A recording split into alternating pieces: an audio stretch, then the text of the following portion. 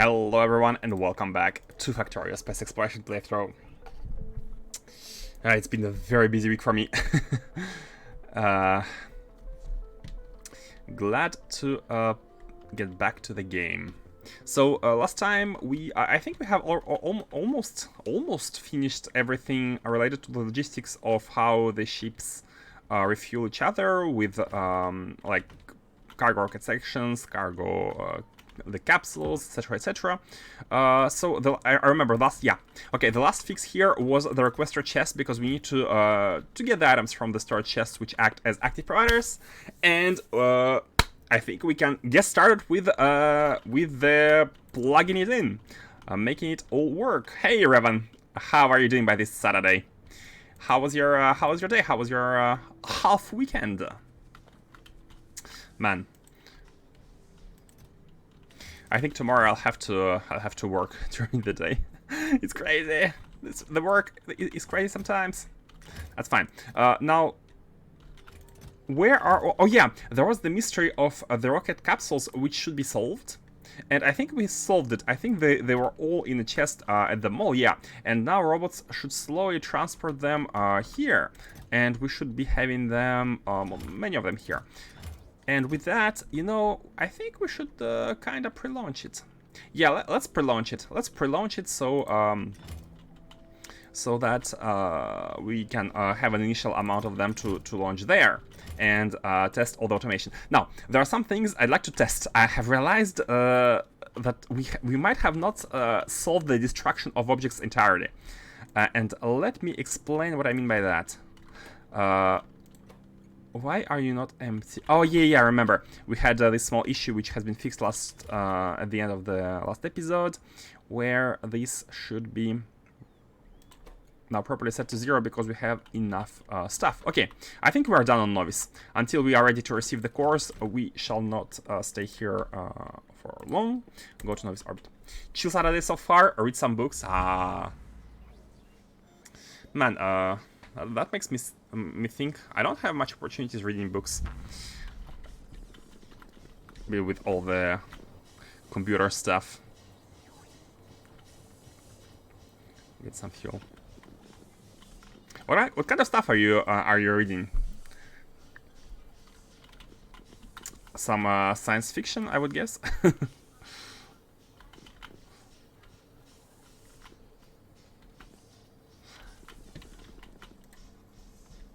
And let's go to Morse.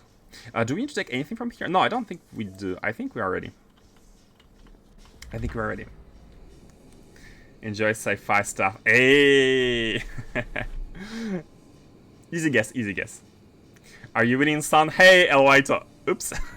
Close the tabs. Not sure if I am. Not sure if I am. It all takes a lot of time to to get going, right? And yeah, good news, guys. Good news. As Faustus said on Discord, the new version of Factorio Space Exploration should be out July 1st, with all the new stuff coming, such as space elevators and whatnot. So I'm hyped. I'm hyped. I'm a bit afraid that the changes are gonna be too big and we will need to rebuild a lot of stuff, especially for sciences builds. I'm a bit worried, but I really want to get the hands on those space elevators. Juicy, juicy. How are you doing, El Whito? Reading Star Wars Darth Plagueis? I don't even know who that is.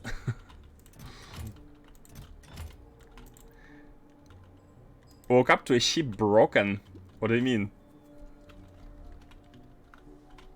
Oh, you left your game running while you slept to get some stuff done, and it broke? Yeah, oh, I know what we want to test. We need to test whether spaceships delete items or not when they are inserted by an inserter like this. And this is exactly what had worried me lately. What had worried me lately. Now, imagine we insert, we have an item here, right? Like, I have put one, so one is here. And now, let's lift into the orbit. And let's set this to to a bigger value so it doesn't come, so it doesn't go elsewhere. But let's launch it into the orbit and let's not make it land. Oh no, it's gonna land. It is gonna land, isn't it?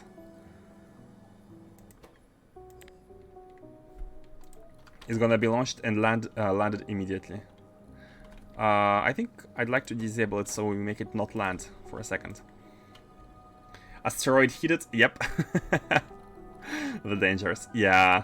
Nothing is fail-safe in this playthrough. So I'm cutting the wires. So let's launch it. So it's not gonna be able to land until we put the wires back.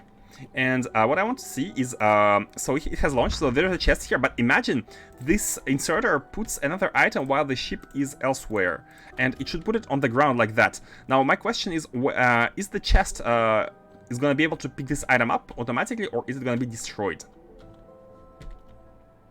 Yeah, I tend to not leave the game running while I'm not playing it. I think it's this one. And we need to reconnect the wire. Okay, 1 or 2? Only 1. Only 1. Oh no. Oh no. So this is made for capsules. And this will actually destroy capsules. And that is bad because they're expensive. There's going to be 1 capsule on the ground. So what we need to do is we need to disable the inserter when the ship is not here. But what if it starts swinging the moment the ship is leaving? I started my save on a dedicated server. Ah, so it has to be running. Because you're playing with other people? That's my guess.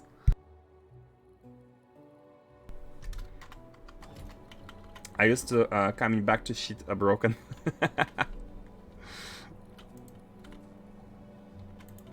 Oh man. Yeah, that's unfortunate. We need to disable this inserter. I was playing with another person, but they gave up. Ah, I see.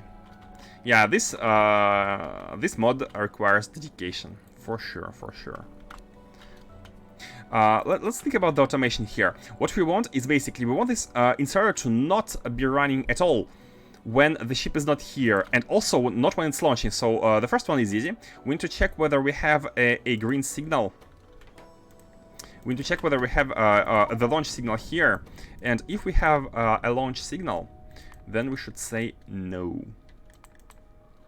Man, that's a bit hard. Like, preventing item deletion is, I don't think it's something that it should be a player's burden, because it feels like just I mean, no choice, right?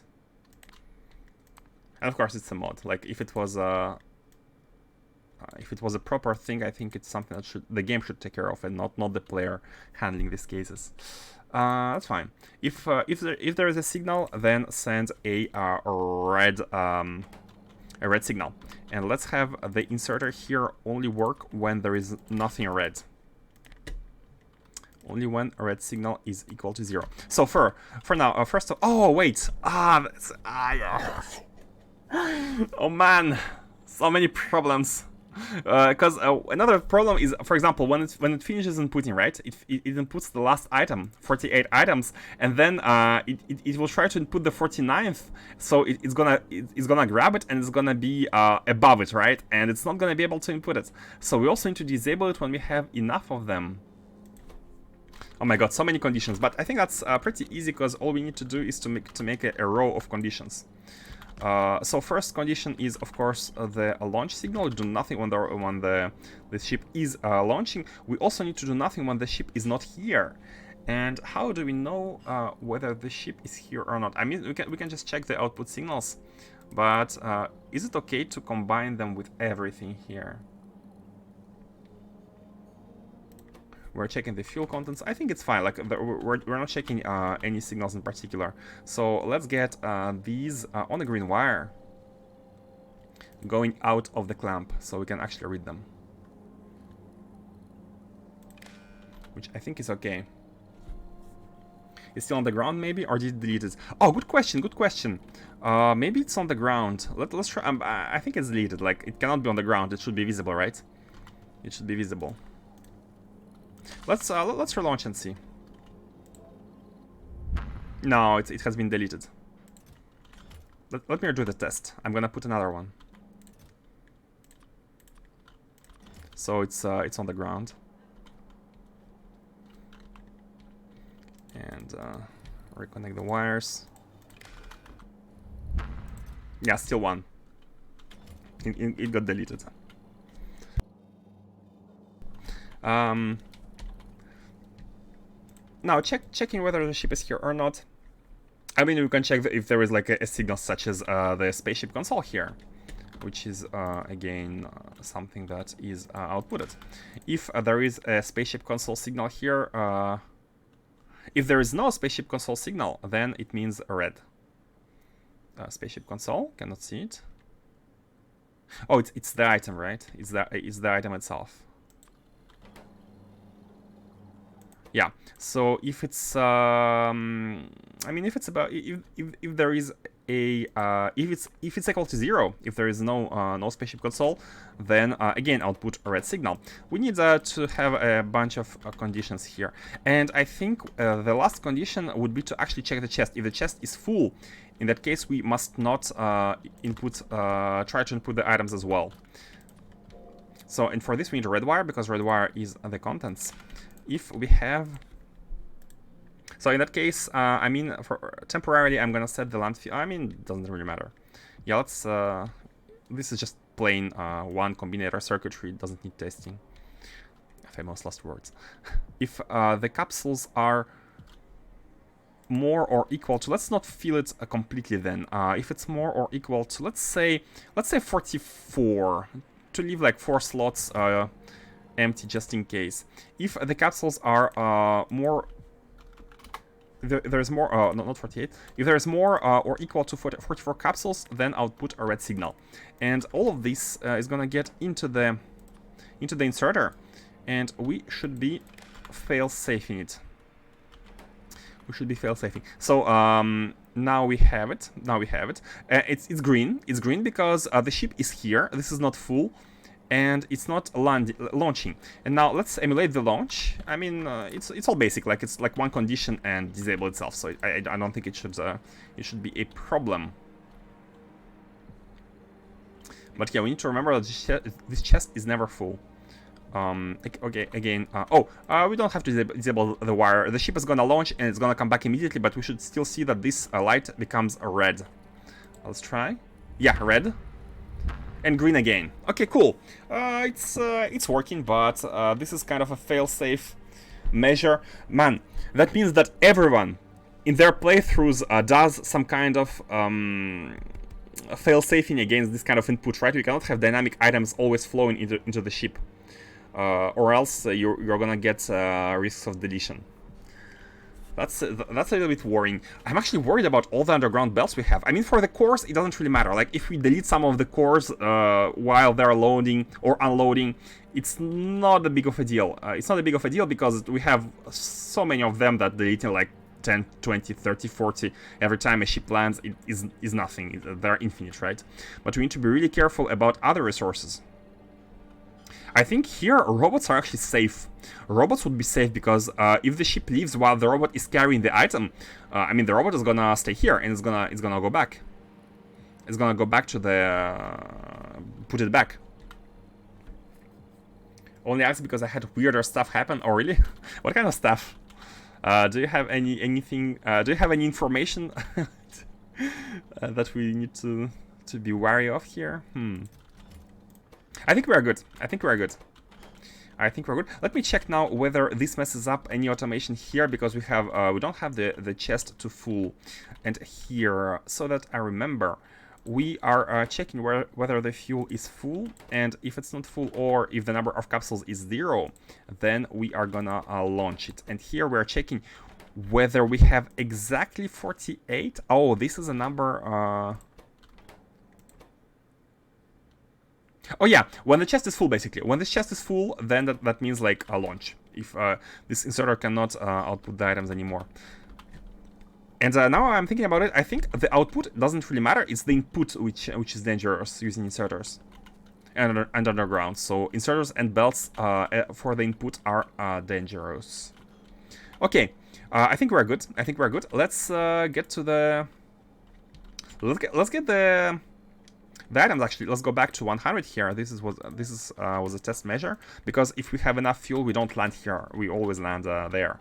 Oh, and we also need to launch. Okay, not when the capsules are equal to 48, but oh man, this should also be kind of parameterized. 44. How can we parameterize them? Yeah, let's get a constant combinator here with some parameters. Put it on a red wire. Red wire is connected with both these and these, and let's say M here, or C capsules. The capsules limit. When we have more or equal to, let's say, C, then red signal, and here it should be. The green should be using the same condition when we have more or equal to C. Then launch. And it launched because we don't have C. C should be 44. That's it. Now it won't go back, unfortunately, because it doesn't. It thinks it is full, because the only full condition we're checking is the fuel, not the capsules, which is fine. Let's just get the fuel back to overflow values so it can come back. Okay, and now if we put it back to 100, 100k, it should not launch, because now C being 44, it needs to wait until we have 44 items in here, and we have the capsule requester chest. And let's go back to Novice and send the items. We are ready.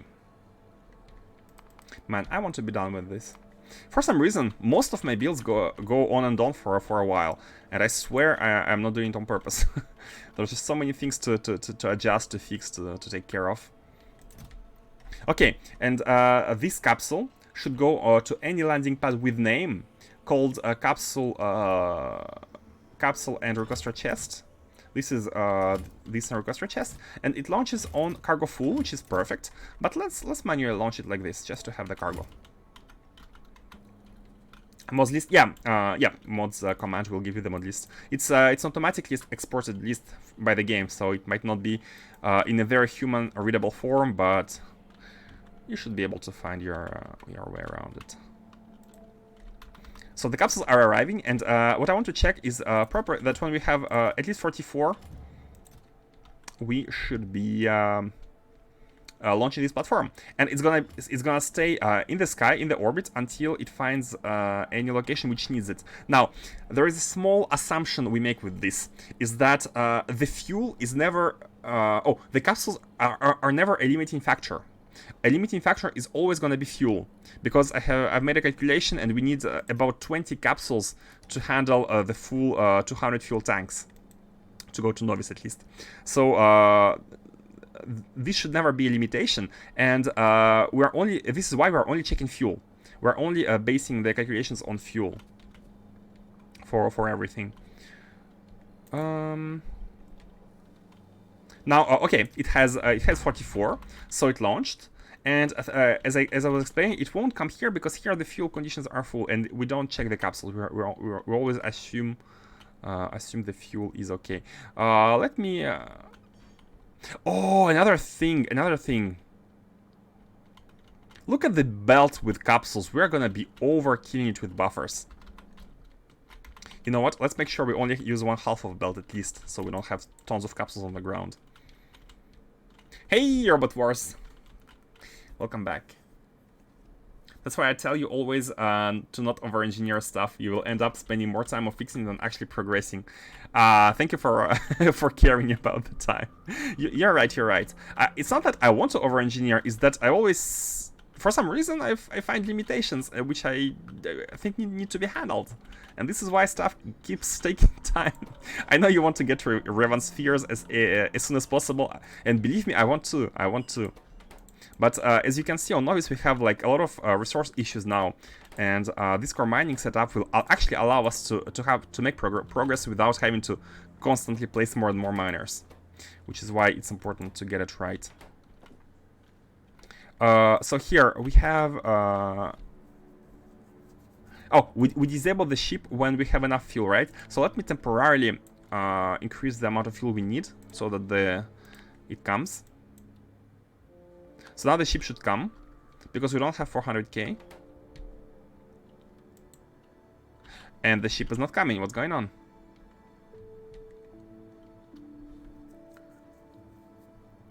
What are those train-looking things? I think you use them as chests. Oh, yes, exactly. We use train cargo wagons on the ships as chests, basically. Let me check the ship. Why is it not coming? Oh, warehouse in the way? Oh! Oh! Oh! Warehouse is in the way! Good call, ship. Of course, my mistake, my bad. I should be like that, yeah. Oh, and here what I wanted to do is to disable the mini loader, because I want them to be at least on one, to always be on one side.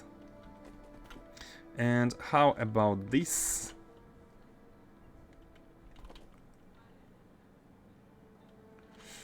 I'd like them to be on the bottom side as well here. So I think if we do that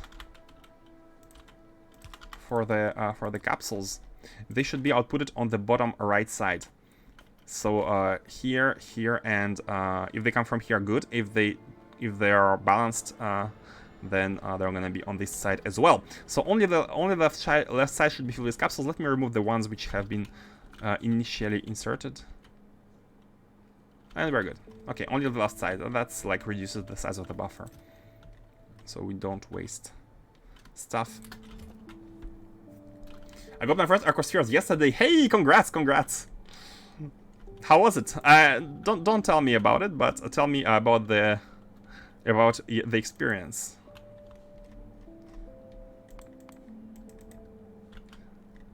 Without spoilers. I think we're good here. I think we are Gucci. We have these. Oh yeah, we need this one here as well. Let's put these back. Oh, it's full. It's full of. Hold on. Where did they come from? Oh, they came from. Of course, we deliver them. We deliver them like a lot of them at once. Okay, I think the automation is done. The automation is done. We need nothing else. We need nothing else here until it's all over. You now should be. Let's put it back. Why don't you have a launch signal? So you should launch when we have everything.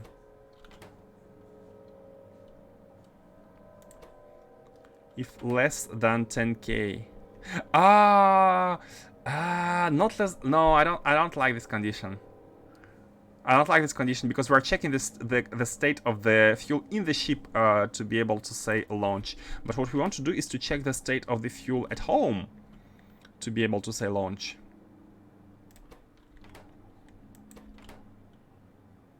Yeah. Improvements. It's important to get this one right because we are going to be copy-pasting it a lot. And here, when the fuel is above 200k. Not 200k. You know what? Okay, it's fine. The thing is, like we always call it when we lack fuel, so we should be always transferring the fuel. It's only during this time, like testing phase, that we need to be a bit more careful. But it's fine. It's okay. We just need to launch it manually, basically, for the testing cases. No spoiler. Just don't ask. Okay, man, I keep hearing so much about the spheres that I'm really excited to get into them, like to see what the fuss is all about. But yeah, went to a planet, got clapped 3 times. I don't have them unlocked. I found some. That's all you get. Okay. So you don't produce them, you find them. Okay. It's like the. I'm guessing it's like the productivity level 9 modules. Like until you are able to actually produce them, you can be lucky and find them. Speaking about finding stuff, we have not explored any other alien ruins. I'm kind of keeping the RP exploration stuff for later, once we get everything going. But if you think it's something I should be looking into. You're free to suggest it, and we might go and do that if you think it's worth it. GMS hasn't done much of main quest yet. Yeah, I haven't done anything regarding the roleplay. Hey, Faustus. Yesterday was the second time I went exploring. Like, if the exploration is beneficial, like I have this experience in like RPG with kind of building / exploring games. That it's always worth it to build what you can first and explore once you cannot progress with building. And it has always been like that, but maybe like it depends. Free models, maybe other stuff. Models we don't need, like we have a production line for the... By the way, speaking of models, how many do we have? I know we don't have much copper, but let's see how many models we have. Novice Orbit. Novice Orbit. I think we should be having a bunch of them. I'd say 200. Hey, close enough. 240 actually. The productivity models 9.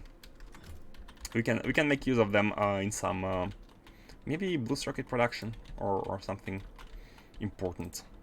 Okay, this is good. Now this is good. The only thing we need to do is to only thing we have several things to finish, small things. So first of all, let's set these to launch on cargo full, and these should be these are special. Okay, let's not do that yet. So the idea about the automation here is that only one of these rockets, the top one, is going to be the one which needs like logic. All others should be launched on fuel full. Unfortunately, we don't have any reception yet for this, so we cannot do it yet. But what we can do is okay. I think we have done automating this. So let me just do this. And that is the beauty of this build, and that is why I wanted to make it right, is that we can simply do this. Bam! Beam bam boom. Beam bam boom. By the way, let's see whether the... I think the ship hasn't landed. This one, because we're using it for testing, and it has not entered the functioning phase where it should unload both fuel and capsules, or maybe we should improve its logic so it's able to handle both the testing and the idea here is that we shouldn't only check for the fuel, but we should also check for the capsules. If we have nothing in the chest, then we should go back, because every time here I change these to make it able to land. All right.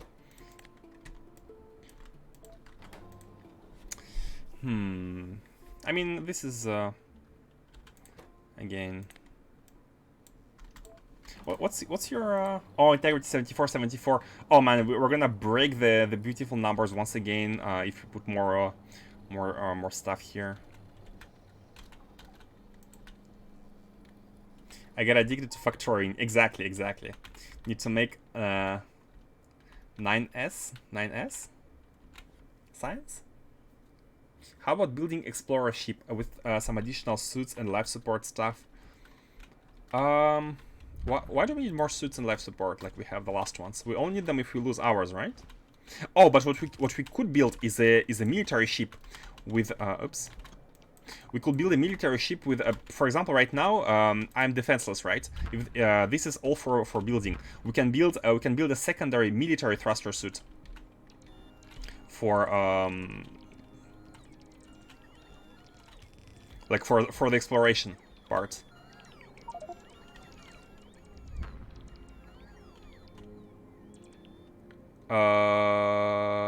Yes. Wait, where are the tanks? Where? Did it not copy properly? Hold on. What is going on? Oh, the tanks cannot be built because they need to be built on the floor. On the special floor here. We need to copy with the flooring. Okay, it's gonna be a memo for the future. Do I not have any spaceship flooring here? It must be in the ship. Yeah. See, oh, 9 per 9 models. I see. 63,000 of tier 4 in storage. Oh man. Yeah, that's you're gonna burn through that storage very quickly. Like the amount they need is incredible. 1, 2, 3 begun. 2 and 3. Okay, and the storage. I mean, we could paste this again. Okay, now they're able to be built. Okay, and now this one's gonna get emptied, and it should be able to go up. Now, unfortunately, yeah, there is a small issue here. Is that since we are not checking capsules, we need to buffer this belt first before we are able to look at them, to deliver them with a nominal case scenario.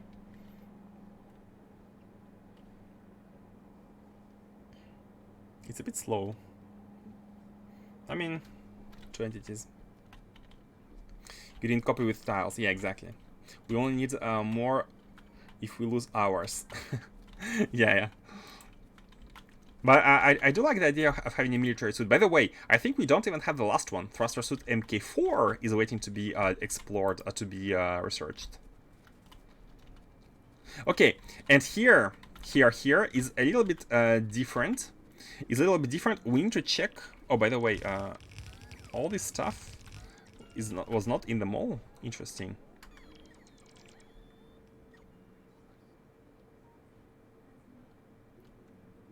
More. Oh, at the bottom. We still need all of these. Productivity models, superchargers. Oh yeah, supercharger and stuff. It's for these. But the ship only needs models, right? Let's grab the models. I mean the build. Let's grab the models. And here is iron, and below is gonna be copper. And the copper we're actually gonna be churning it on because we need copper. Iron we cannot even test it because I don't think we need iron at Novice. I've chosen to put a post-it note over my monitor where GMS alerts are. They just keep blinking at me aggressively, and I couldn't take it anymore. Oh, sorry about that. You mean the chat or on the right hand side? The left side chat or the right side where there is like... No, the right side is not really... Oh, you mean these? Okay, I got it. I got the joke. I mean, we can go on a tour, on a fixing tour, but we need to go through every planet, and actually it shouldn't be very hard.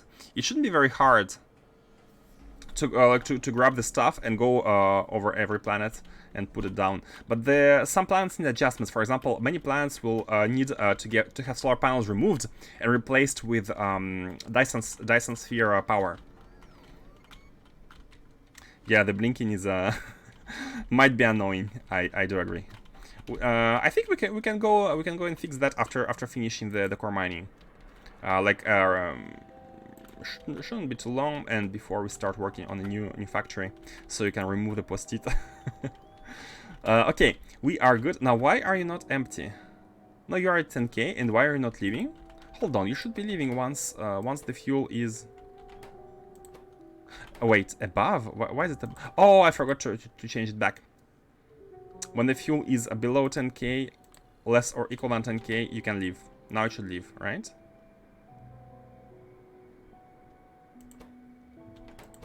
Outputting signal? It is not outputting the signal though. It is not connected. The output signal is not connected here.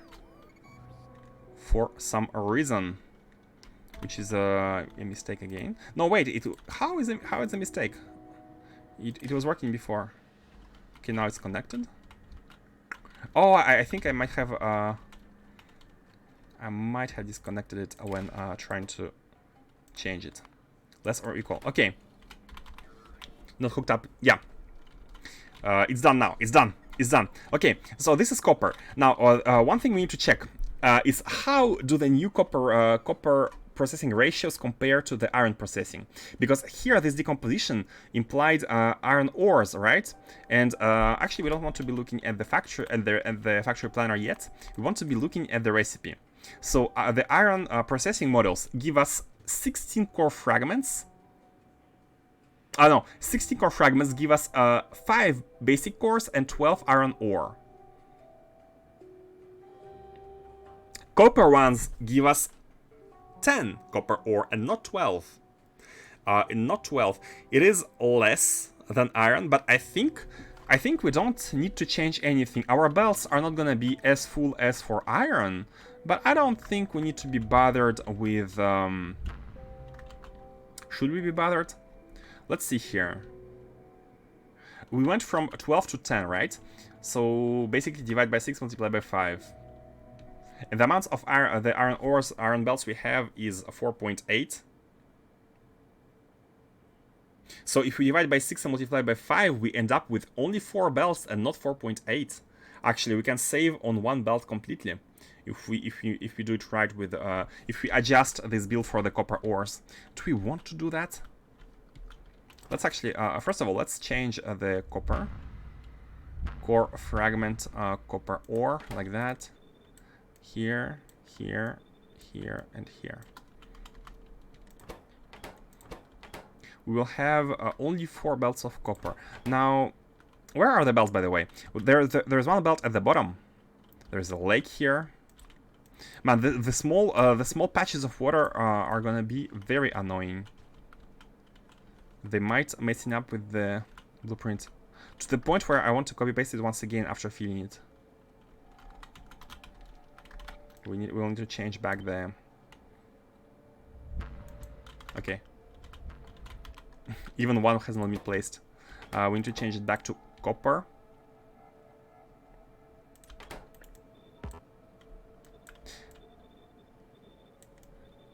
Like that. So the current belts, our current belts are a 1. Oh, we also need to change all the inserters, which is not very hard. I think we just swap copper and iron, I guess. Yeah, let's do it. So these ones are gonna be for copper ores. I'm hearing thumping noises. I hope these are normal. That's too much thumping noises. That is not normal. There is one of these missing.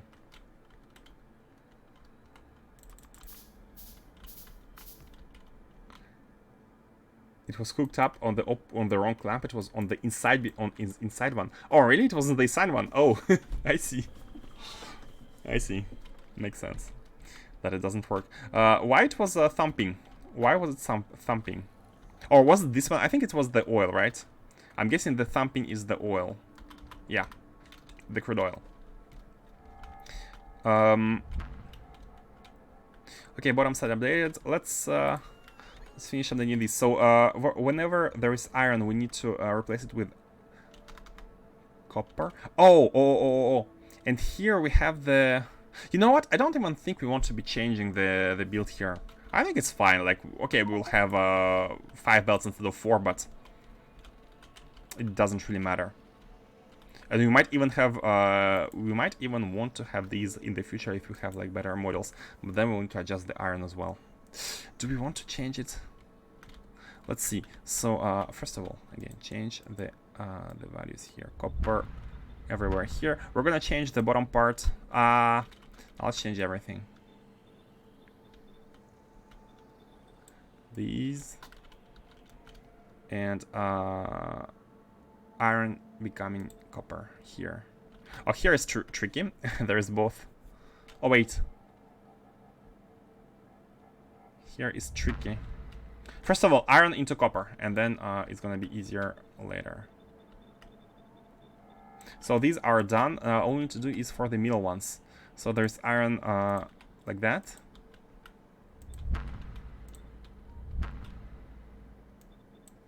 Iron into... And I'm gonna forget which one was copper here.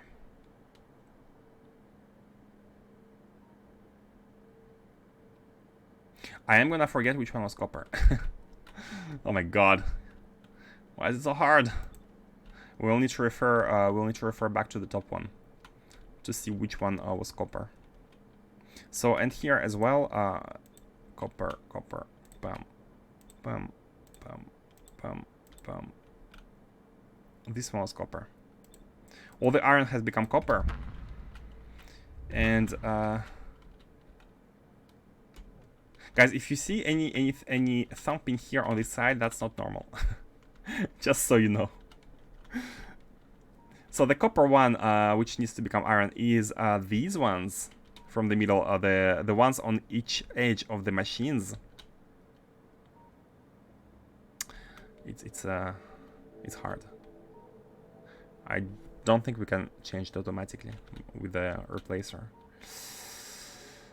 Okay, let's do it one by one. So we have these four. First of all, these need to become iron, and or corresponding here on the bottom side, correspondingly, this, and this. Bam, bam, bam. Where is it? Oh wait, this one was copper. Okay, I get it. This one was copper. It's gonna be a mess. It is gonna be a mess. Now, how about these three?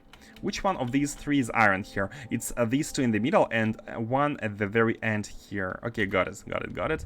So, these two in the middle and one at the very end, right?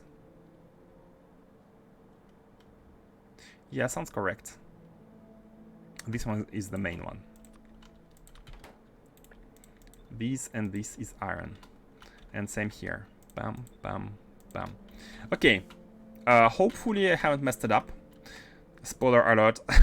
I'm almost sure there is a mistake, but this planet is gonna become a cacophony of spaceships. Hey, get your ears ready for the thumping noises. The thumpery boys are gonna be all over the place. Maybe I'm gonna lower the volume when on this planet or something. The thumping noises, but I do like the idea of having this kind of setup. It definitely is unorthodox compared to like vanilla. How about this? So again, we have copper belts 1, 2, and 3 on each side, and 2 of them get merged together. The middle ones get merged together because it's these 3. Now with the new setup. What we can actually forego. We can forego the creation of the 5th belt. Let's see here. Just to make sure, what we need to do is we need to create. What? Oh. We need to find out the amount of copper ore which matches exactly 4 belts of fragments, including the post-processing of this one. Oh, that's actually very symmetrical. 3.7 to 2 to 3.7. So if we change it to be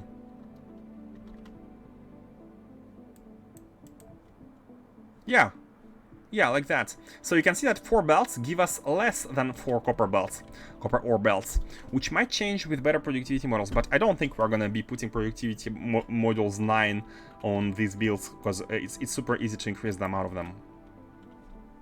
If someone wrote a mod, I think someone wrote a mod to reduce the sound from rocket silos, but I don't think it was meant for SE spaceships.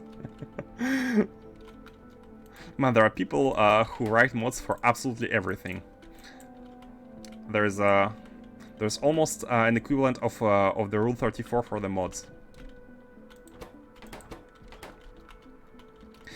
This is done, and that's what I was talking about. Like, all we need to do is to change the values here, and it is done. I was wondering if we need to adjust the. Let's check other recipes to see whether it's worth it to adjust the belts.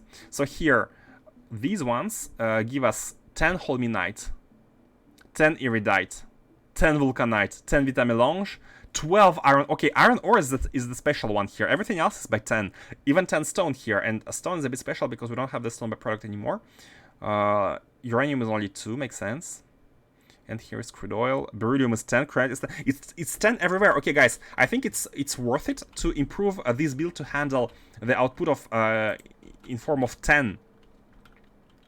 Oh, but wait a second. It's actually different. I was gonna say it's gonna be the same everywhere, but it's not the same everywhere, because here the 10 copper ore from here are added to the copper ore from the core fragment processing. But for example, I don't know, say any like special like beryl, for example, 10 beryl are not going to be added to the output of core fragments because we don't have it. So it's going to be yet another build. But I think it does make sense for at least coal and copper to be like this. It's almost as if the special cores follow the same ratio that normal cores use. Ah, I didn't notice that. 6555. True, there is a ratio on the basic cores which seems to be similar to the ones on special cores. But that's only valid for the 6 basic resources, right? Except for stone, maybe. True, makes sense, makes sense. Makes sense. I almost don't want to change it. I almost don't want to change it. But the change here would be to basically remove this one intermediate belt, which is actually only half a belt, and have the copper ore from here, from these three, the last three. This is iron. Oh, wait a second. There's iron and copper at the same time. What did I do? What did I do? How was it above? Oh, it is. What? Oh no, this belt is only the non-main resource. So here, this belt should only contain iron, not copper. So wait a second. Why do we have? What are these two? I'm pretty sure these two were meant to be copper. Above. What's this one? Why is this one here? These two are the copper, which are meant to be transformed into iron. Okay, 3 from below. Yeah, these two need to be iron. This one needs to be iron. Okay, these ones are iron. These ones are iron as well. And this one is iron as well. Okay, the copper is always and this one. It's really hard to change it. It's copper here, so it should become iron below it, and it's different from the one on the right-hand side.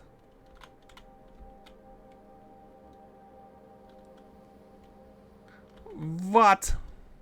I'm lost. Okay, these two have not been changed. This is iron, this is copper, and this is iron. Man, the mistakes are gonna be all over the place. No, that's bad again. That's bad again. These two are iron. Okay, they need to become copper, and this one needs to become iron. These two are iron. They need to become copper.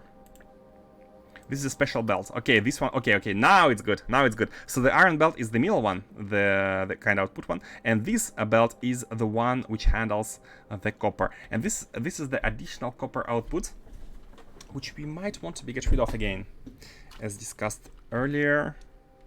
And in order to do that, what we want is to merge the output from these seven ones.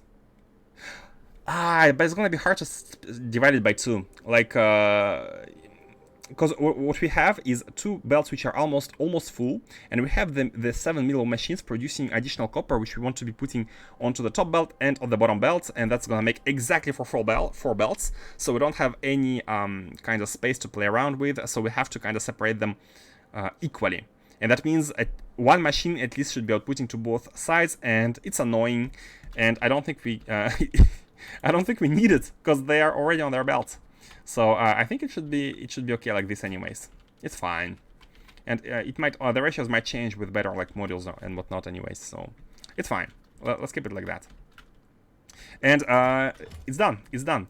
This the rocket should be automated a little bit differently. Now the top one became copper, and this one should be iron, right? Let me check this belt. And this belt is here. It is a copper belt for some reason. Oh, it's a copper and It's a copper belt. Wait, this one is a copper... What? How?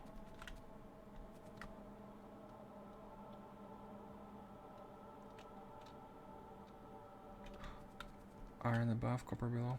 Okay, I forgot to change, to update the changes. I fixed below, but I forgot to update them above. So this is copper.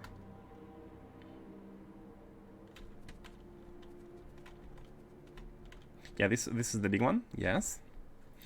Yes. And here, this one should be the same as this one, and this should all go above. But the one above should all be iron. This one should be iron and not copper. So this one should be iron, and these two should be copper, and this one should be iron as well, right? Yes. Okay. Good. Man, this build is very is very weird, because these three don't have the same role as these four, and that's all for the sake of balancing the outputs. Okay, there are gonna be mistakes, which we shall fix, but for now, let's go ahead and get the copper core fragments going, shall we? Because this is ready. The idea was to basically have this done. Now we have. Oh no! Did I put it on the patch? I've put it above a patch. I mean, that's fine. We can maybe still. Oh no, we can't use this patch because the ship might land here. Did I really not check and put it above a patch?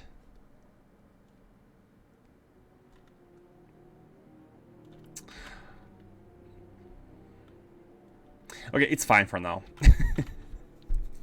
Right now we want to establish that it's working. In the future we can cut it and paste it elsewhere if we need this this patch, but it's not the biggest one. Anyways, yeah, it's just 3000. It's fine. Let's go and grab the and set the core mining. Set the core mining for copper. And maybe the ship can already be automated. Now, do we have core miners? We have a little bit. Oh no, we have enough. We have a lot of them. We don't produce them, but I think we don't need to. Now, one big problem here is that the copper planet is not exactly close. It's not exactly close. We don't have any in the in our system, and the closest one, I believe, if my memory is correct, should be in either Merlime, or yeah, there's one here. There's one here with 4000 radius, which is pretty big. It's pretty big, which is nice. Does it have biters though? Threat 100%. Oh, we might also want to be beaming these. Okay, it was not that system. It was the one next to it. There are gonna be mistakes. Fossus prepares the pen. Oh, I think the pen has been abandoned for a while. The count. I think the count has went into overflow. Oh, look at this one. It's beautiful. I like the graphics. Ecludes. Vitamelange one. So there's this one, which has 67. I'd like to find one without any biters to begin with, right? To start working on the deliveries. Which one was it? If it's not this one or that one. Ender Erebus. Oh, it's the one I've been looking at earlier. Wait, I thought there was one star nearby which had like a lot of copper planets. Did I forget? There's this one, 0.37 biters, 6000 radius. Oh my god, I don't even know if this ship is gonna be able to lift off from that. Waterless planet, 33%. Oh my god. There's no like good copper planet. Bring some freedom to it. True! You know what? We can just go there and launch a missile. We can just launch the plague. We don't need to do the beaming, because we don't care about Vitamelange. For all the planets where we don't care about Vitamelange, we can indeed bring freedom. Let's do it. Let's do it. Should we explore it completely first? I don't think we have to. Yeah, let's go prepare the terrain. That planet was really good, and we will also be able to see how much fuel it takes to do so. So let's go to Novice orbit, grab the plague rocket. and go bring freedom to the planet. And maybe not even only one. Planet size is important when setting up mass core mining. I mean, in the end, we want to colonize every single planet with core mining, right? Oh, another thing we need to check is what's the energy situation? Can we beam from Caledus to another system? It doesn't feel like it should be efficient, but we have so much power going. Let's see here. So we want to try beaming to Erebos. We want to try beaming to Erebos. Let's see how it goes from Caledus orbit. Oh, did I forget to place one? Hold on, priorities. Not this one. Okay. Let's see. Erebos. 14% efficiency. 14% efficiency. And we could always go to Erebos' sun and colonize it. Put a small tile and whatnot. Problem with that is we still need defense against meteors. So we'll have to at least supply it with ammunition. Or let's... You know what? We can for now. By the way, let's see how much one tile requires. 9,000. It's 9,000 of these and 540 of these. Yeah, I think we can put a tile on the sun there and have some initial defenses going. So it's actually better to, because the Dyson Sphere, it requires no maintenance. That's the best part of it. It requires nothing. It is always here to provide the energy. So let me grab some stuff at Novice Orbit here, which is mostly the cannons, I think. And we are indeed making them here. Oh, let's have 8 of them. Like this. Grab some ammunition. Or you might as well go to the sun and grab stuff from there directly.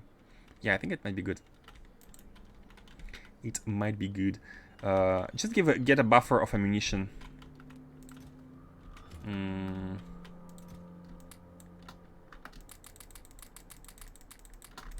Whatever. Take everything we can, put it into the ship, and go to the sun and grab some solar panels and landfill from there. God, I don't think... no, we can... I think it's better to grab it from the Novice Orbit, so we don't have to go to the sun. And we also save on a rocket launch. We are good to go after depositing these.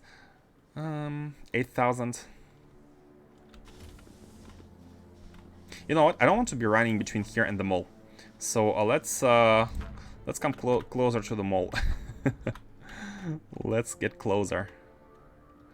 Somewhere here, yeah.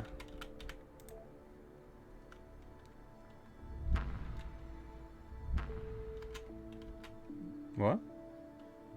Oh. Oh, it of course it auto lands. It auto lands. Let's disable this. But how is the size? What's the formula?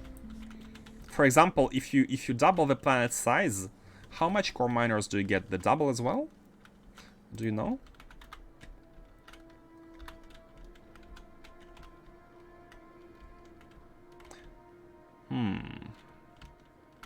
Let's come here. Way closer. Come on, I want to exit. Okay, so disable robots, drop some stuff into a chest and take some required items. Yeah. So we need 8,000 of these. How many do we have? 51k. Oh, take everything.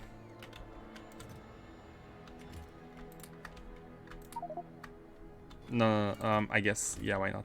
So 8,000 would be 8 rows. Oh, we can do it like that by half. 1, 2, 3, 4, 5, 6, 7, 8. and then a little bit more for the platform. Check Discord, I posted some of my core mining formulas. Oh, interesting. I love formulas.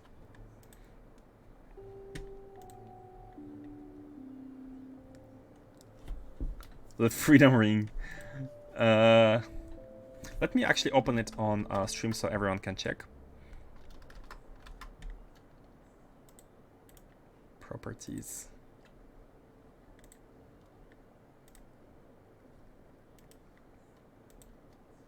Okay, can you see it? Number of miners. Yield per miner.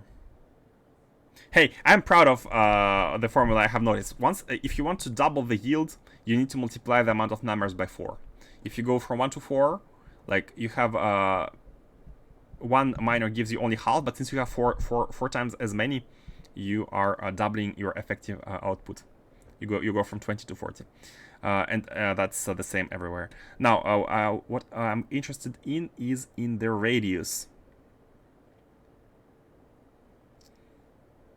3,800 gives you 6,000 yield, and 2,000 gives you 3,000 yield. Oh, so not even like less than doubling gives you oh, it does give you a bit less than double. So maybe it's actually linear. So the radius is directly proportional to how much yield you get, right? It's it looks like it's linear. But then again, there's productivity, so I'm not sure how this counts in. It's just percentage, so it's the same percentage applied to the maximum yield. Okay, yeah, makes sense. So planet twice as big gives you twice as much. Not twice as much, twice as fast. I had 26 core miners left on planet and 24 on right planet. Just put a picture with 24 on each. Oh, check that. Oh, and hi guys, thank you for joining the Discord. Let me quickly give you access to the channels.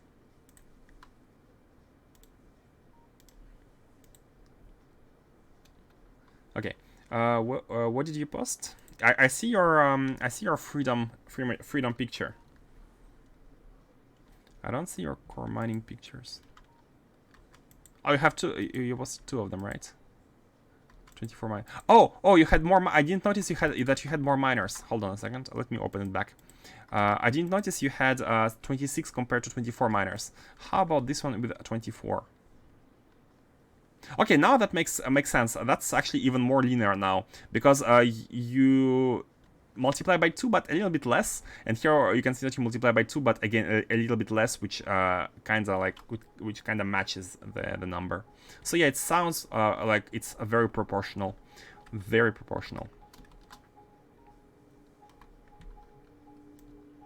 Makes sense. Thank you for the numbers. So it's yeah, go for the bigger planets, but then again, you need to make sure your spaceship can actually make the trip, right? Can actually make the voyage. Let's put so we have the scaffolding. Let's take stuff back. We also need these ones. Solar panels. 1 row is 200, and we need 500. So we need about 3 rows, something like that. Yeah, that's good. Let's put it in the ship. Where's the ship? And what else do we need to make the grid? Superchargers, yeah, everything here we should have. Does Factory Planner include the diminishing returns of more core miners into calculation? No, it does not.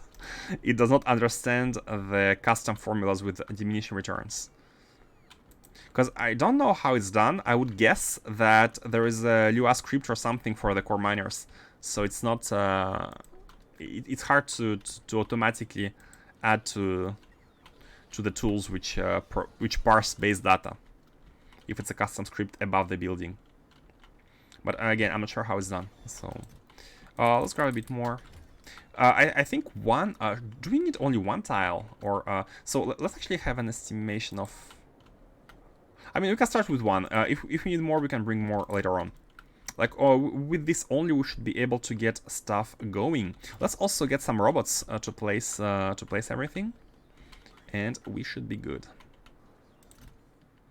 Oh, by the way, why are they not produced? Only 400. You know what? Let's get to 1,000. I'd like to have 2 rows here at least in the chest at all times, so that we can always take from them when necessary. Let's take 8 here and 8 here. Okay, and let's go. Let's go. First step, we need to go to the sun, to their sun, which is Merlimay, right? Merlimay, not Ender, Erebos. Erebos planet of Merlimay. Let's go. Imagine we don't have enough fuel to launch from this big planet. Oh no! We also need to pick stuff to fire energy, to shoot the energy. Let me grab that. And this setup is right here. So I'm not sure about how many we need. Let's have a 50. That's too much, but 50 here. Let's have 20 of these, and most importantly, let's have like 3 beams, just in case. And oh, we do have 3 of these. Okay, now we can actually beam the energy. I mean, now that we have the spaceship, it's I should stop always trying to like, and like what else should we take, like what should we need, because it's easy to make the trip and come back with more stuff. It's nothing crazy. Let's go, Merlimay. We're colonizing this for the first time in the playthrough. We're gonna be actually building stuff outside of our solar system. I mean, excluding the deep space field. On another system. Merlimay orbit. Let's go. We are launching. So the fuel is almost full. We have a 49k times 2. We should be having enough capsules. We have like a lot of capsules.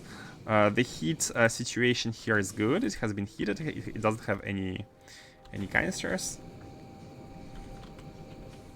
And what's the traveling time?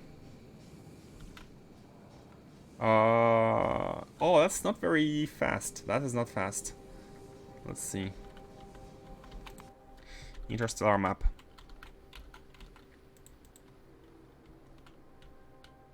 We're here. By the way, we are called Medusa. I didn't even know the how the ship was called. It's a Medusa. So yeah, apparently the way it works is we are getting out of the system first, and once we reach this point, it's gonna bring us on the interstellar map, and we will see the spaceship fly across the universe. So 5 minutes is not too bad. 6 minutes. It is not too bad. Yeah, actually that does make sense to carefully prepare. But how does it compare to rockets? Like, rockets are instant. Rockets are there in a second, in a blink.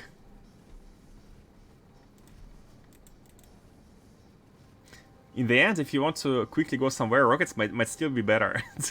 Just for the teleportation property. Is this your first system jump? No, we did some jumps to the field, to the asteroid field. But we never went to another system. We went here to Dead Space. Where no, not Dead Space. We went to Black Mirror, all the way there. We went all the way there. Did we?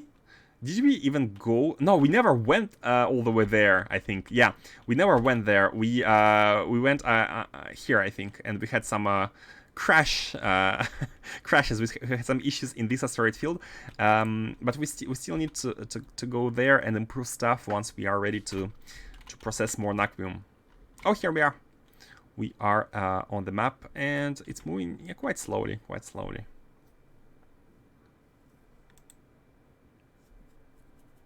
So yeah, guys, how was your week? How was your...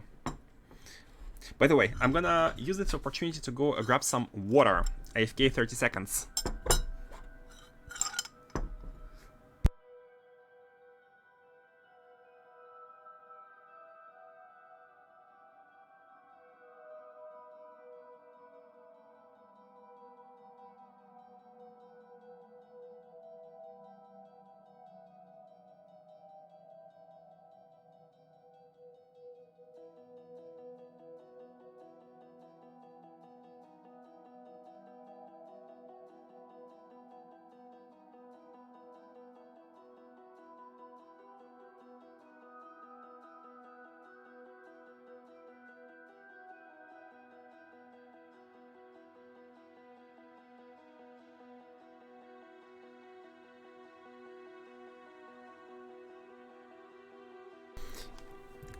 Back.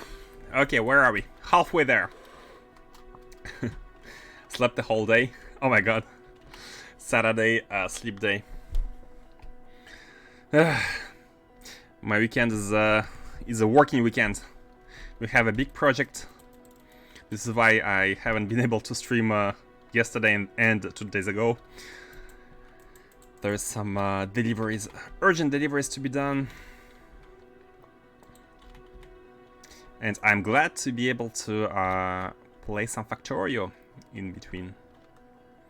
So we're almost there. The planet here, does it have water? I didn't even check if it has water, by the way. Oh, it has one of the structures. Let's see the structure. Let's go and check the structure. No, we don't have any defenses though. We have nothing. We have nothing. Can we make some defenses?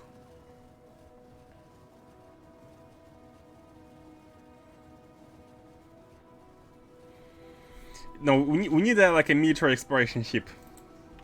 Casual 20 hours stream Thursday and Friday. 20 hours stream? 20 hours? Oh my god. My maximum I think was like 14 hours, and that's I believe was my very first stream, where I stayed like 14 hours just to practice talking, I guess.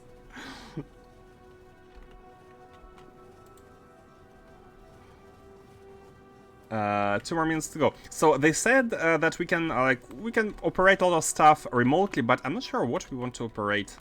Coyotes orbit, we can always add, of course, more stuff to be built. So let's go ahead and do that.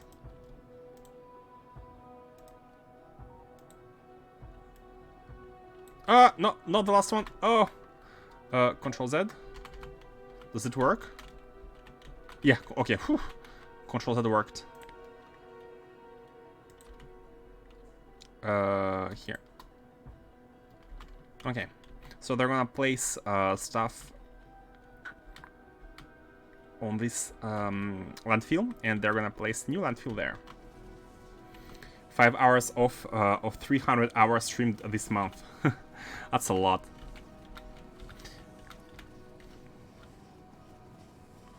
That is a lot.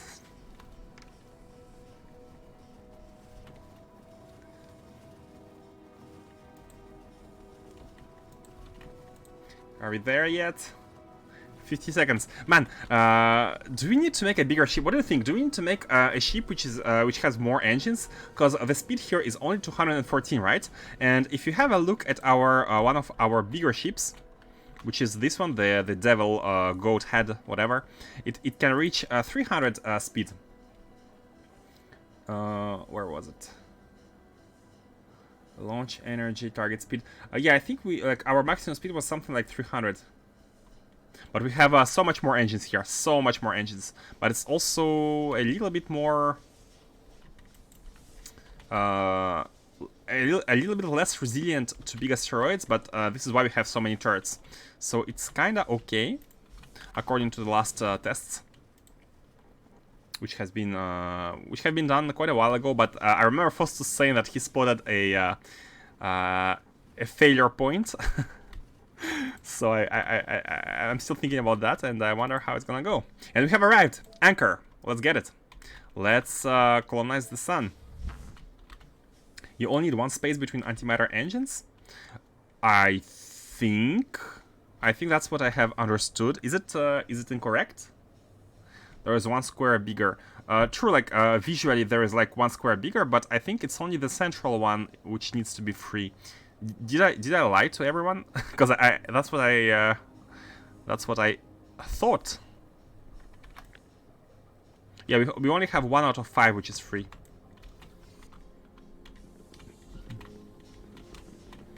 Not 100% sure. And let's place the sphere.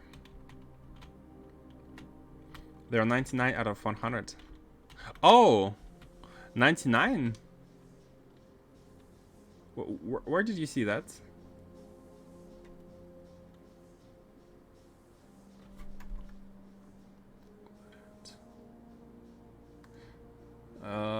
The only percentage I'm seeing is the streamline. The center of the engine needs to have infinite free space behind it. The center is different for each engine. So is it the central one or is it the 3 central ones for this case?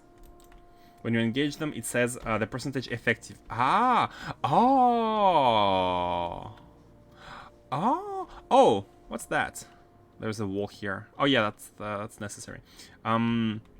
Let's see. Let me try to pay more attention to that once we launch to the planet itself. By the way, what's up with the fuel? How much fuel do we have? We have 46k, so the traveling from our star to this star took 6,000 antimatter, which is not bad. Let's place the tile. Yeah, I think the here is good, so we can combine this small chunk of. Let's also not do it manually. We can combine this small chunk of land asteroid with the new land we can put over it. Man, I don't have any place in the inventory whatsoever, and that is a constant. What are these? Landfill? Huh? What are these slots? A bit buggy.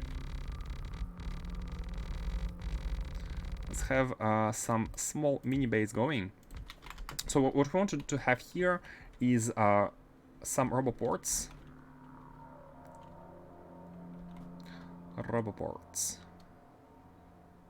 Here.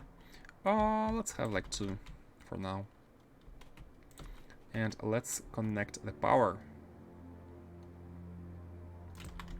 Oh, we need at least some stuff going in order to be able to get energy, right? So let me just do that. And put some solar panels so we can start doing stuff. And we can enable the robots now because we don't have any. Oh no, we did have some landfill. That's fine. Now we have. Oh, we don't have any panels actually. Okay, now we have energy, and we can automate the construction of stuff. Let's have some of these going here and some of these.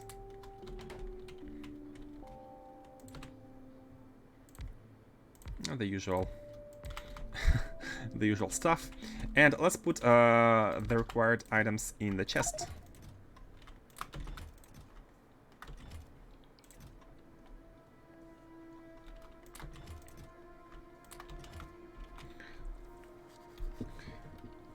Dope, I can fit more engines on mine then. Wait for the confirmation. I'll confirm once we launch from here to the planet. Did you make a fancy latch for your antimatter reactor? A fancy latch? Oh yeah, I wouldn't say it's a latch, but there is definitely a little bit of logic. Oh yeah, there is a latch indeed for a trigger edge generator as usual to act like to have only one insertion every so often. Basically, we wait until the fuel drops, until the temperature drops. At what point we will have not enough steam. Wait, where's the steam tank? I don't remember what we are basing. Oh, we're looking at the Naquim accumulator here. We are looking at the level of the energy inside the accumulator, and once it goes below a number, we insert one canister, and exactly one, which should bring the temperature above 5,000, where it should stop decreasing, and everything should start working instantly again. Oh yeah, we need to put inside some of the substations. Let's put inside superchargers, and let's put some of these. Oh, disable the personal stuff. Okay, these should be placed. Oh, we need more landfill, basically. No, we have landfill. Hold on, why are you not building? Why are you not building? Oh, the first construction pylon is something that needs to be placed manually, because it's or at least place one here at the base, or else they are not going to be able to construct. They need to go as far as the next construction pylon to be able to reach everything. Okay. And do this. I was trying to figure out how to do that. I mean, if you want, I can walk you through the through the logic in more details. The idea. Let me know if you want more details, but the general idea here is that we are sending, we're enabling this inserter to work inserting the canisters with the condition when the canister value here is more than 0, and it is set to 1 when we need them.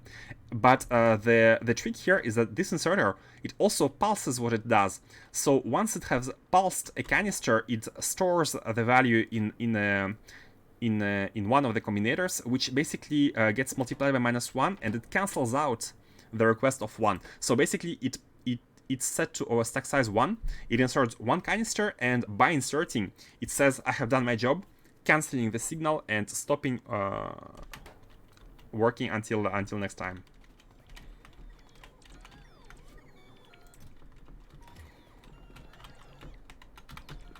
And we need the solar panels, of course, all of them here.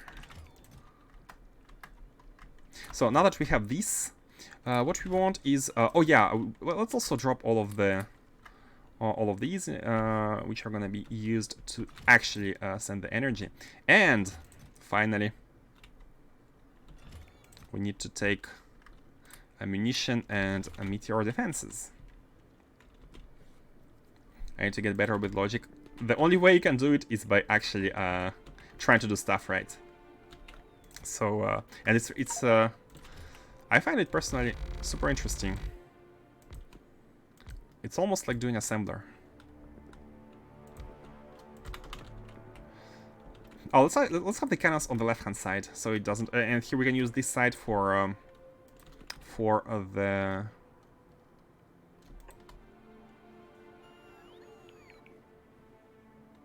Three. I want 3.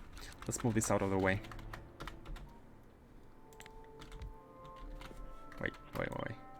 Wait.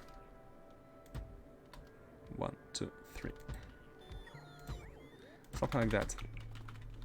Yep. I think one thing with logic in Factorio is it's at the beginning. I think it's super hard because you don't really. I would compare it to stuff like Minecraft Redstone, right? Where at the beginning it's overwhelming because there are so many gotchas to understand, and but once you have learned like 1, 2, 3 setups and get how stuff gets around, you start experimenting by yourself, and you start figuring out stuff which fits your case, and it's the point where it becomes interesting. But at the beginning there is like a learning curve, I guess. Did I not take enough of landfill?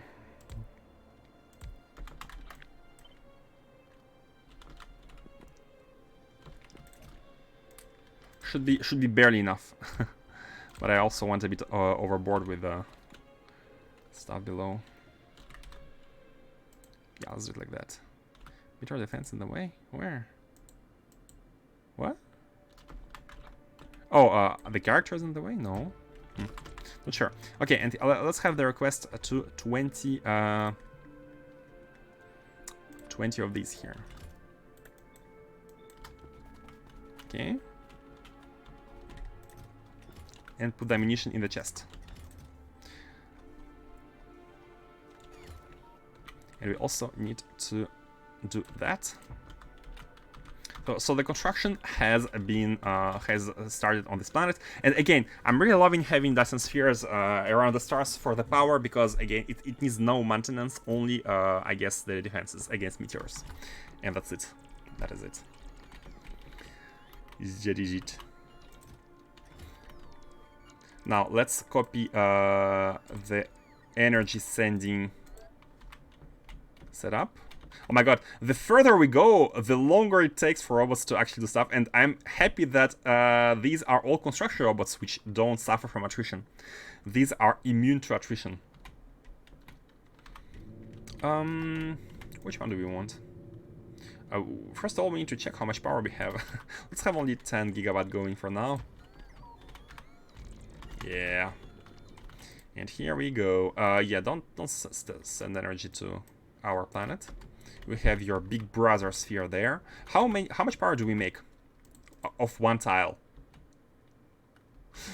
Not enough for this. Seriously? We only make 7 gigawatt from one tile. I guess that's an overkill. So let's have 6 of them there. I can place maybe one of these. Oops. Yeah, let's do it like that. So there's like some energy for the cannons and everything else for the planet.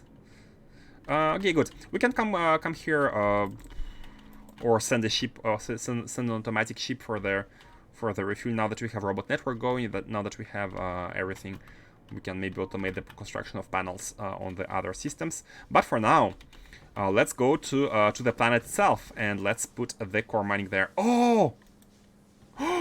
Guys! I forgot to bring the plug rocket! How are we gonna be plugging the batteries if we don't have the plug rocket? Oh god, I'm building my victory ship. Hey, congrats! And I just got the point where I could put a console down. You could put a console down. The ship console? What do you mean? Big Bertha is another statement. You need a ton of guns on it? Oh no. I guess...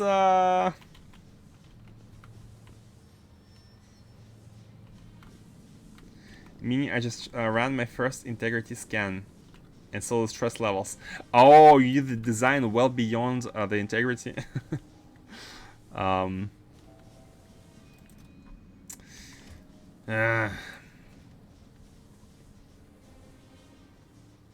What should be the order of things? Well, first of all, let's go to the planet. Let's go to the planet and let's try to land somewhere. I'd like to see how much energy we are going to be using to lift off.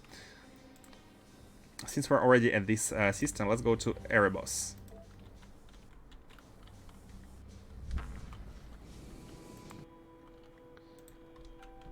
We are all the way at the sun, right? So we need to go back here, and I think Erebus is it's a bit weird, but it's midway between the sun and ourselves, right? So 2 minutes going to here, it's gonna be 2 minutes less, like excluding this distance, to go back home. I don't design my ships like most others, so don't read anything into that.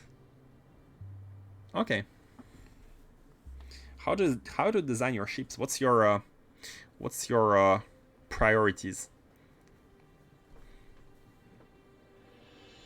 I like the idea Revan had to have like super interesting shapes, but I think we need to reach the point where we can afford such luxury to be able to make any kind of shape.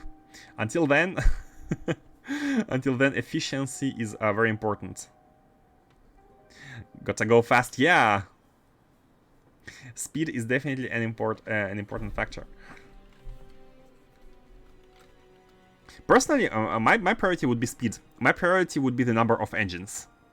And second priority would be, I guess, as low integrity as possible. Because, again, for the speed, because the bigger the ship, the slower it is, which doesn't make sense in a vacuum, but still. I don't like antimatter reactors. Ah. Why don't you like them?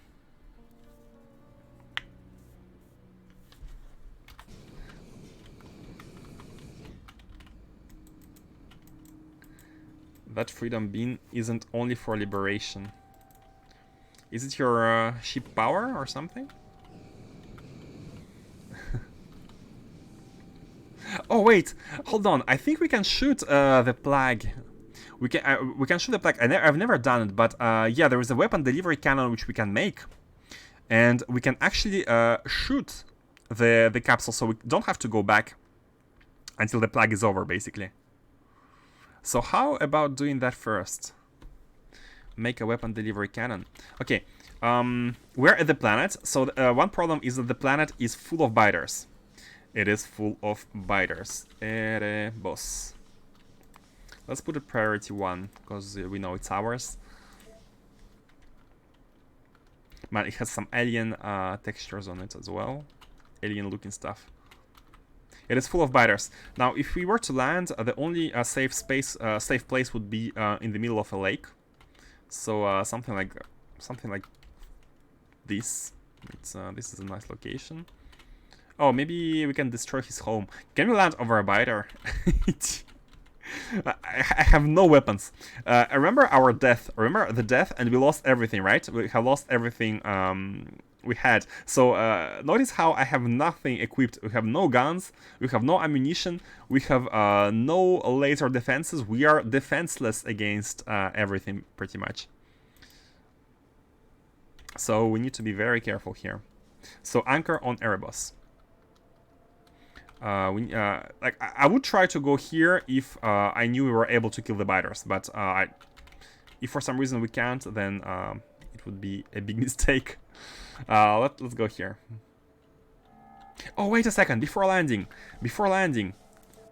let's scan the surface and let's see whether there is like a small place without any biters where we could, like, if for example, like I'm looking at this island, right? I'm looking at this island. If we can establish core mining on the island, we don't even need any kind of extermination program. There's like it's a big swamp. This is connected to the mainland, yeah. So there is this this small island, and there is this bigger island which has a lot of holes, unfortunately. And these oh no, this is connected. So yeah. Oh no, yeah, it's too big to be true. Save and crash land on the biter nest for science. I mean, if I'm allowed to reload, I can do that, but I don't want to try though. If I'm allowed to... Oh, there's a nice small spot here. Biters and spread across water, shallow or not. What do you mean? Spread across water? Waterfield teaches you that. Ah, biters spread even over the water. Oh. Ah, I think I know. Yeah, they have a small radius. They have a small radius where they can instantly colonize any location within the radius. Like the nest can spawn there. But if there is enough space, if there is enough distance which goes beyond the radius, then they cannot do so. Okay, I'd like to, for science, let's save. Let's save. I'm gonna, if the biters are alive when we crash land on them, I'm gonna reload, because this is just for science. Let's do it. Make sure we have the worm under us, and let's go. Do we allow it? Yeah. If everyone is agree, then we can do it. I'm cool for science. Okay, seems I'm seeing more positives and people for it. So let's go. Okay, well, here's your science. Small worm in the way. It's like the building. We cannot land on the buildings. Okay, that's fine. Do we have an island? We have an island here. F indeed. We have some like island looking things, but I think sending a plague rocket would be a good thing to do anyways. That's disappointing. It is, but it, like ships can detect there's a building beneath them, but they cannot detect like items on the ground and destroy them without any ceremony. Okay, the only purpose of landing here is gonna be testing how much fuel we will need to lift off. We have 45. Let's anchor already. And we are here. Now again, we cannot build anything because biters. So let's go back home. Launch 625 gigajoules. Let's see how much anti-fuel that takes.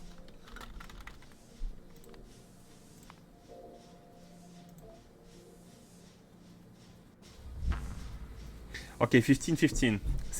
It takes 32,000, which is not bad. 32,000 is not bad. Is not bad. We can definitely do some nice. Like this ship can definitely bring some cores all the way there with only one refueling terminal. With only one refueling stop. That was so sad. I was planning my bets were on splat or bugs in ship. Yeah, I could imagine bugs would appear inside the ship, right? FTL style. Oh, yes! That's what this reminds me a lot of. FTL, like having the ship traveling across the world. The only thing I feel like missing from FTL is a way to design your own ships. But it's been a while since I played FTL. Maybe it's possible now, or maybe with a mod. But you had to stick to the one of the ships you have selected, right? But it's a really nice simulator of combat and whatnot.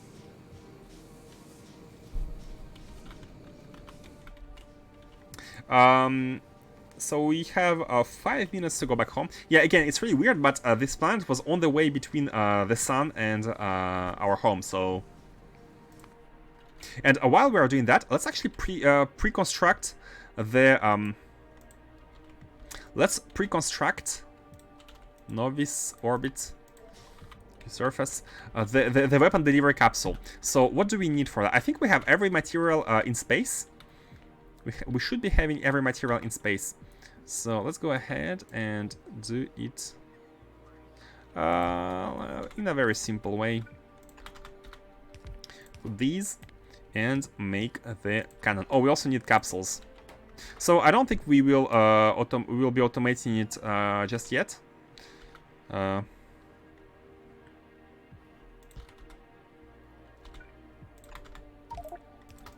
Yes, everything is yellow.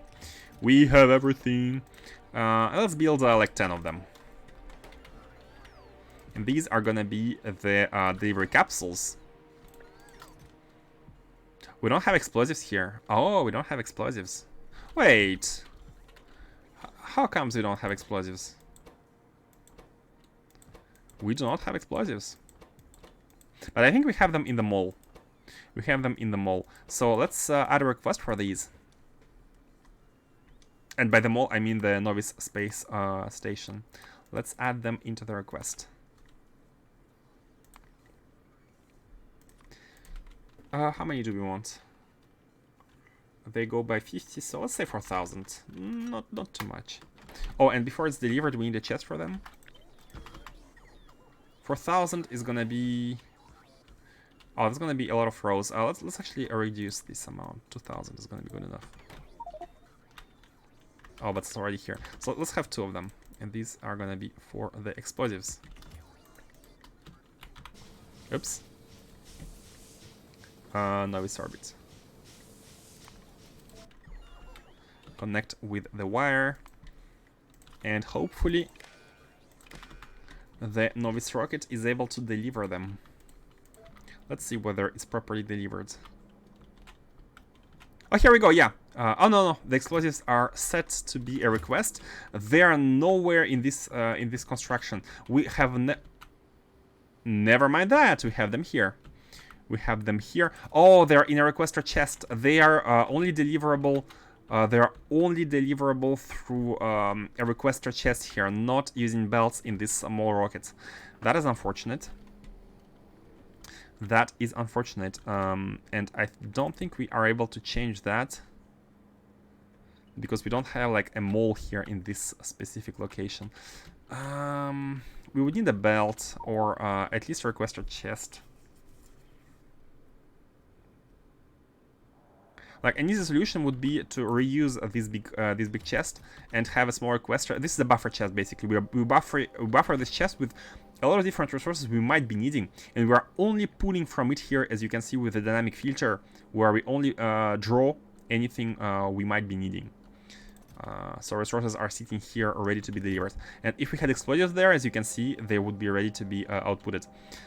So the easy fix here would be to just make a requester chest and insert these items inside this one. But problem is, we don't even have a requester chest in the mall. Oh, do we have a... Oh, we have this kind of delivery system, but I haven't... like, this is just for the meteor defenses. And we need something similar, but for anything. For any resource. Like have a chest. This is global network. This is custom network. If we had if we have like a big chest, a big requester chest here from the global network, a custom storage chest here, we can send resources at will. Oh, by the way, let's stop the scans. If we were able to do something like that, and basically output everything from here to here. But this chest is going to be able to be constructed, I think, but not this one. This is part of this network. We can improve that. So from after this small setup is constructed, we can basically request any item from the mall, from the global network to this custom network, put it in the storage chest, and this way we are going to be able to build stuff here. That's fine. It's funny that we can build the cannon, but we cannot build the capsule. Wait, we have it sitting. I think we have it sitting somewhere in a yeah, we have it sitting. But again, this is not a logistics chest. It's a static one. We have arrived. Oh, cool. We have arrived. Oh wait. Let's have it refuel. And we are here.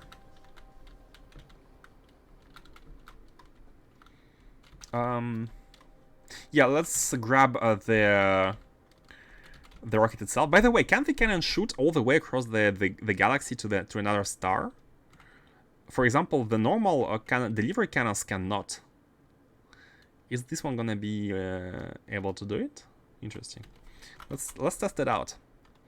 The construction of the bio ammunition is at the bioscience. Makes sense. But we need the rocket launcher, right? Oh no, we don't because we can load it directly into the delivery cannon, if that's how it works.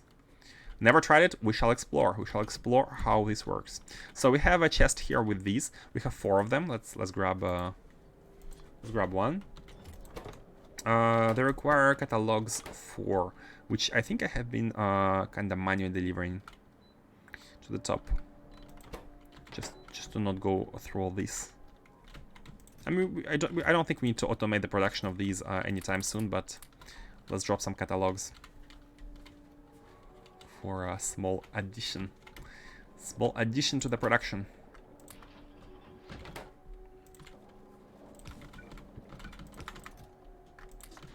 Like that, and we are good. Let's go grab the explosives from the material science. Stealing some explosives.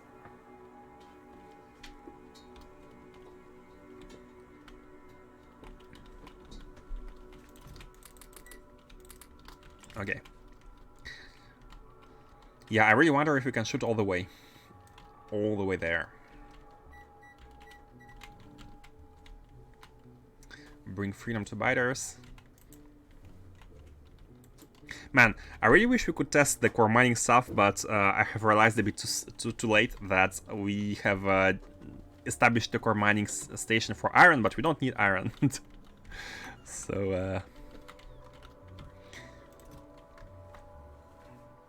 put them here, and they should be delivered. And they should be built. How many do we build? 500. That's too much.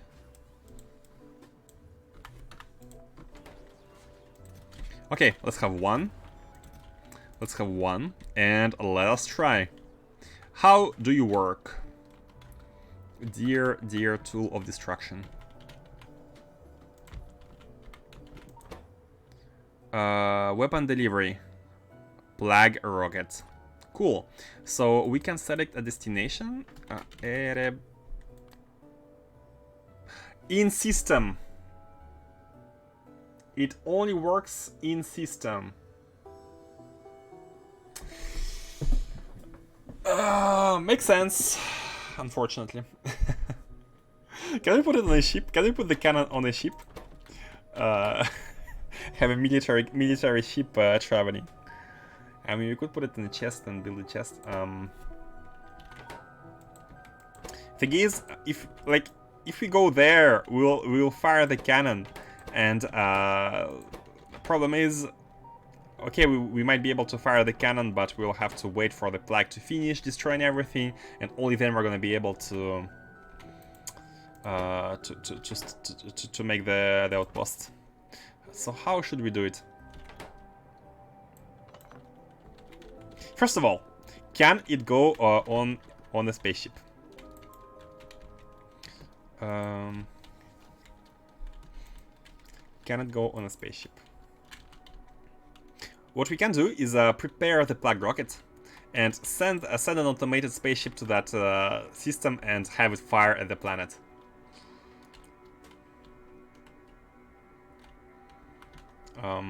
I don't even think we have enough space in any of the spaceships for this.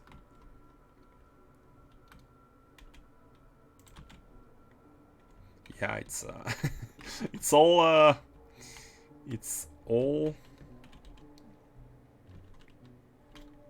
used. I mean, there's an easy way to try. We can just take some of these and place them and check whether we can actually construct the cannon on it. We can. So technically, it should be possible. Okay. How about designing a ship, a military ship to do so? A military ship which we can send on its voyage. I mean, we don't even have to design. We can copy this one. We can copy the setup for these, and we can replace like instead of having the containers, we can have because it's really nice. This one is really nice because it's within the limit of 1000. Streamlining. Its only problem is the lack of engines. I would wish to have more engines. Hey, Kvach! Having fun indeed. Having fun indeed. Having fun indeed. Or maybe we could go ahead and redesign. This is the very first ship. This is the very first ship, the Mad Lab. This is the Mad Lab, but it's a bit too big. I went ahead with like big hull stress, but we can maybe design a smaller one. We can. Oh, and I forgot to check about the efficiency.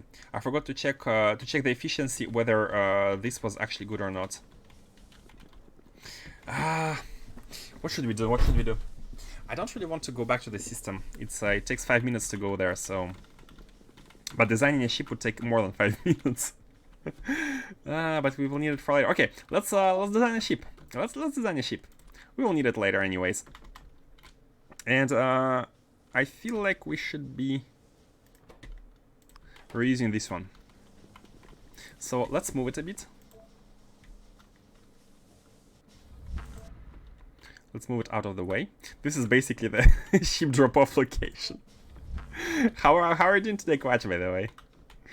How are you doing? And send plug rocket with weapon delivery cannon. Yeah, I tried that. We cannot do so. We cannot do so from this system. We cannot do so from this system. It only features for planets of the system in system. We cannot go too far. So we need to send a ship to fire the cannon. And this is what I'm thinking about building now. A military ship, military colonization ship. And the building idea is quite simple. We can copy this setup. We can copy this setup completely without trains, and just repurpose the top side.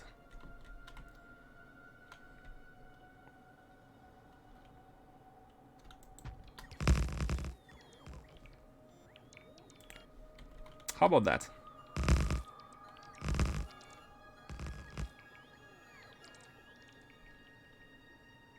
Wait, what about the bottom engines? Why could you not feed them? Oh.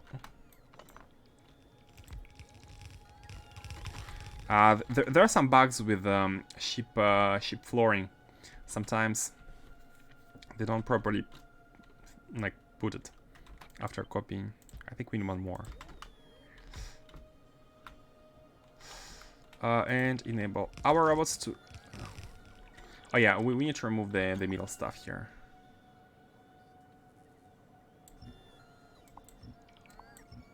So I do like the back of the ship. Again, I do like it with the exception of the engines being too few, having too few engines. Do we have more? We have a lot of engines. So wait, do we have? How is this one not built? Oh. Okay, yeah, we need to add one more here. Wait. That's not how it's supposed to be. Ah, no, it is. So we have one wall here. We have one wall here, and we should be having... Ah, it's not like that. Or is it? No, it is. This one goes here. Okay. Like that. Call your spaceship Tanstaffel. Okay, you got it. Thank you for the redeem. This one, right? The future military ship. And what does that mean? Tanstaffel. The Earl Grey. Why? Why Earl Grey? I'm assuming you want caps, right? The Tanstaffel. Or do you want it to be like first capital letters and everything else lower letters? Lower letters. Hey, Lurk Smith, welcome to the stream. There ain't no such thing as a free lunch. From Robert Heinlein.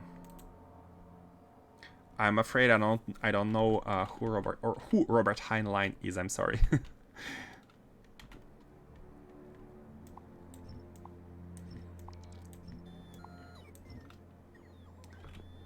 Yeah, but what's Tanstaffel anyways, guys?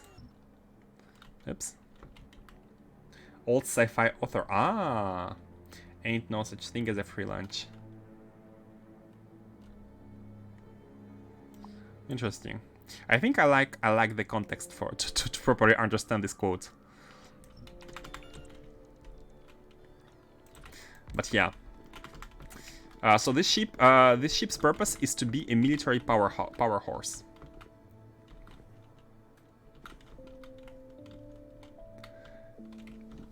Oh, let me check whether these engines are efficient or not. So let's go here, and let's go on a small journey. We're not gonna go all the way there, just to check the engine efficiency. So where does it say? Engine efficiency.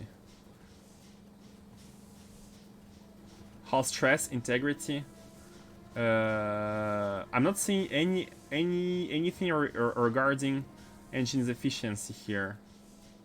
No, go back to novice orbit. Speed.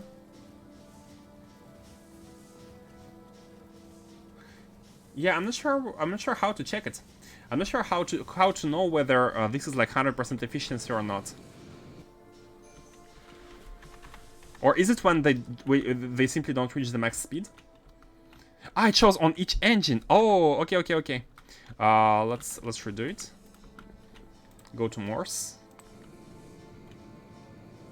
Okay, 100%, guys. It's 100%. It's 100%.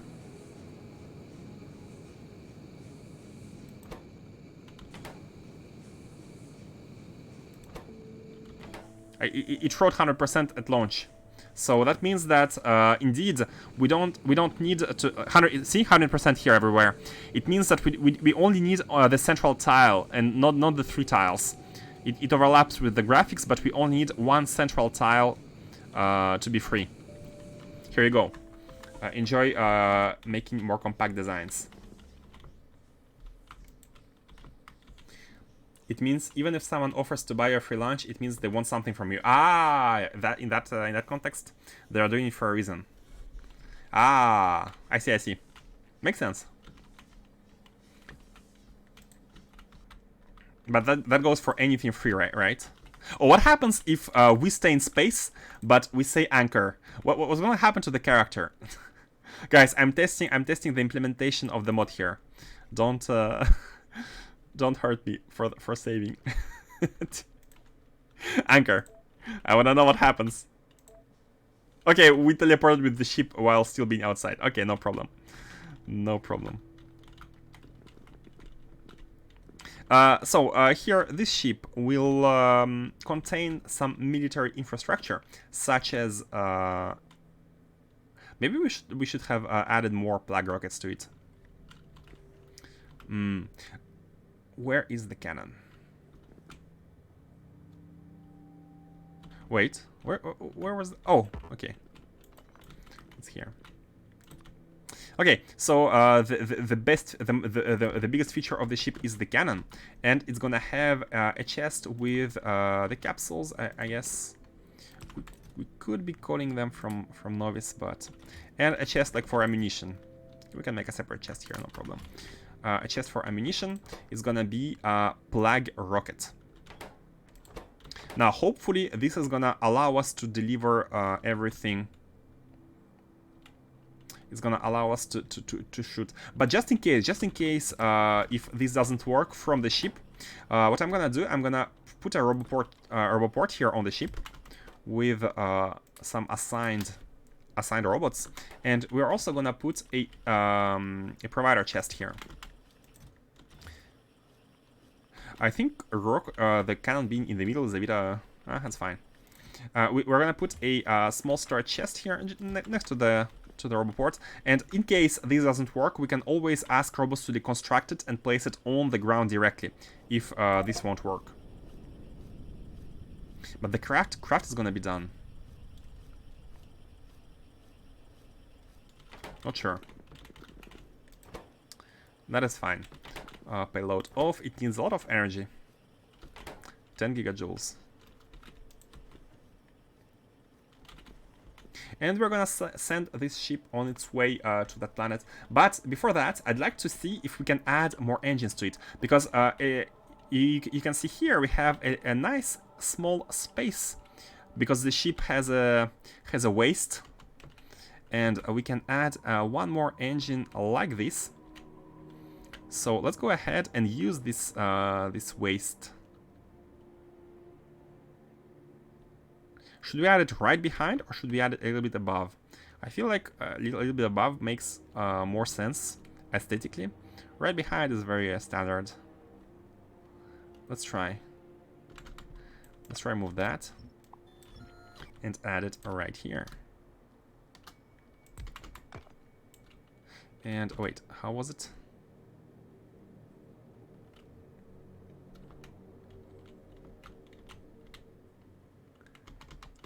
Any room for a horde of spiders? Oh, we need to get to Spidertrons as well. It's not has been it has not been on the menu yet, but definitely should be. It should be. It amuses me that you give every bot chest a plausible yet completely incorrect name. A bot chest? What do you mean? A bot chest? You mean the report name itself? Bergie?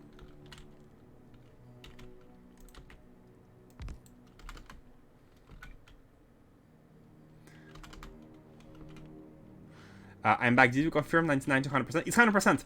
Oh wait, it's 100%. Yeah, so you can improve your builds by having only one central tile of the 5 being free. Confirmed. 100% efficiency. Let's do it like that. Oh, I like this. I like this. I like the way it looks. It's gonna be faster. We might also try to improve the original one with this. The colored boxes that bots use. Yeah? Yeah, these, right? Oh, what do you mean by giving a name?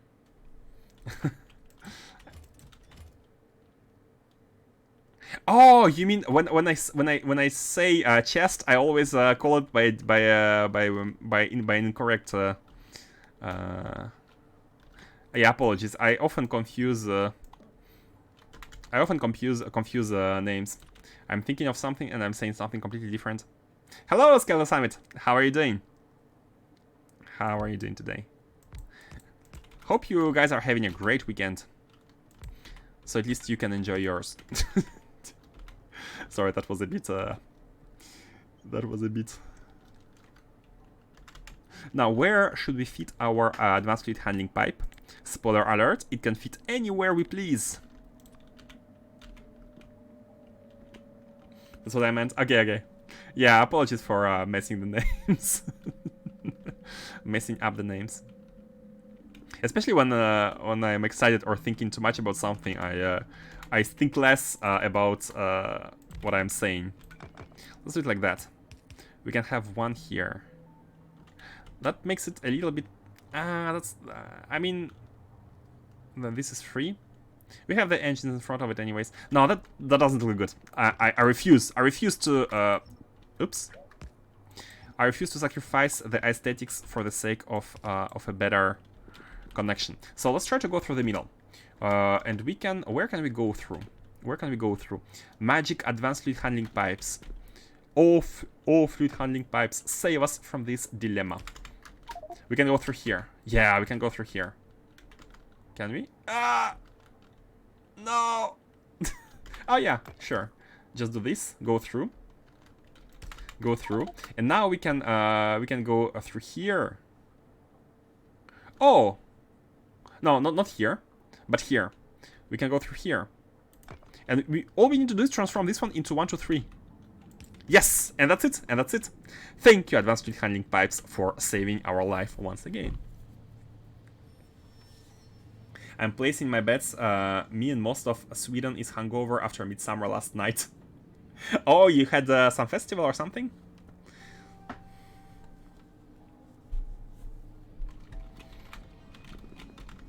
Sweden gang.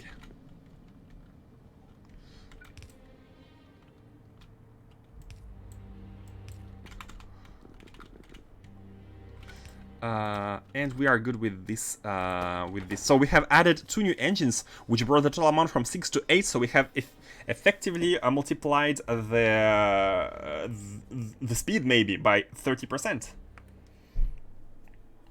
Yeah, by 33%. Normally, just by adding these 2 engines.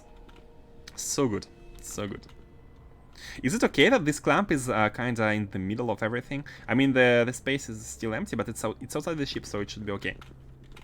So, storage chest, we have requester chests. I'm gonna try to pay more attention to the chest naming.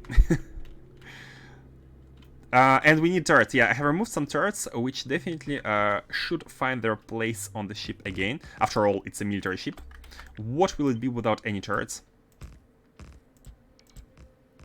So for now it's gonna be a delivery cannon, but we can maybe add something more. And since we're gonna go there, why not create ourselves some defenses for the suit. Oh, I think we need to work on a better suit, maybe.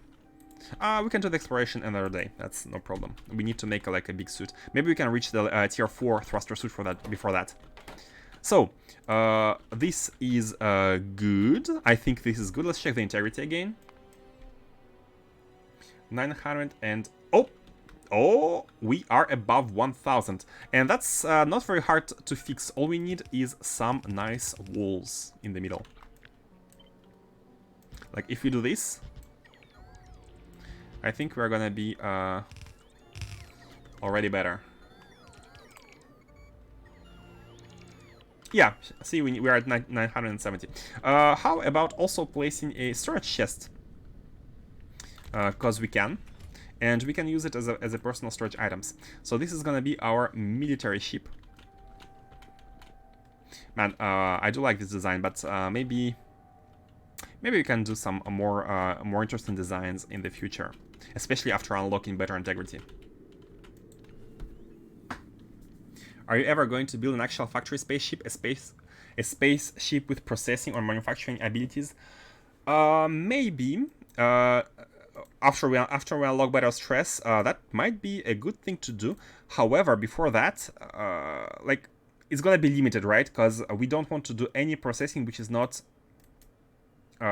able to use productivity models when done on ground. So we are like, if we make a factory spaceship, it might be like just a refinery or something which doesn't require productivity models. But even a refinery done on ground might be better, right? Okay, so we're ready to go, and let's send this ship on its way. Let's disable all the clamps. Send this ship on its way and see whether it can delete biters from a surface or not. The liberation ship, freedom ship, the Tanstaffel. I still don't know what it means in German. You didn't tell me. I mean, I assume it's German, unless it's Swedish.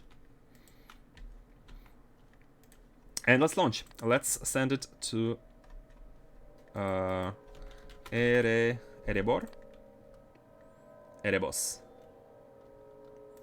Go. No? Wait.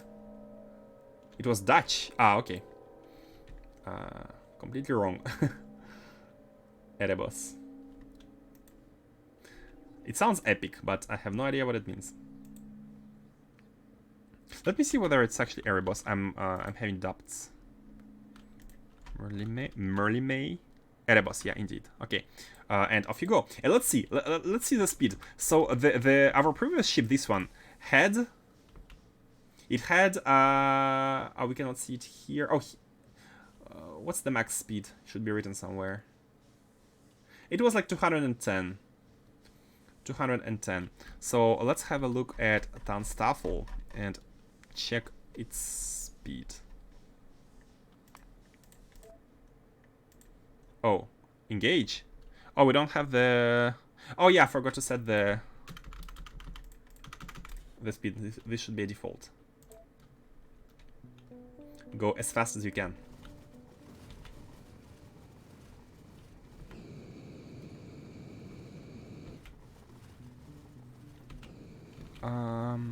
I'm checking whether I haven't forgotten anything. No, it's looking good. It's looking good. We have a lot of lasers. We have all the power poles. We have the energy. We don't have the energy. Stop! I forgot to put the water. I forgot to input the water.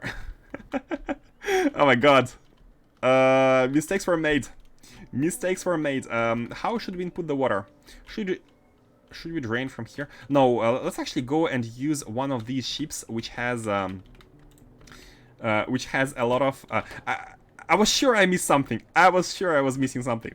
So here we have a lot of water ice, so let's use this ship. It has a ton of engines, should be quite fast. And let's go and catch up that one, which shouldn't be very far.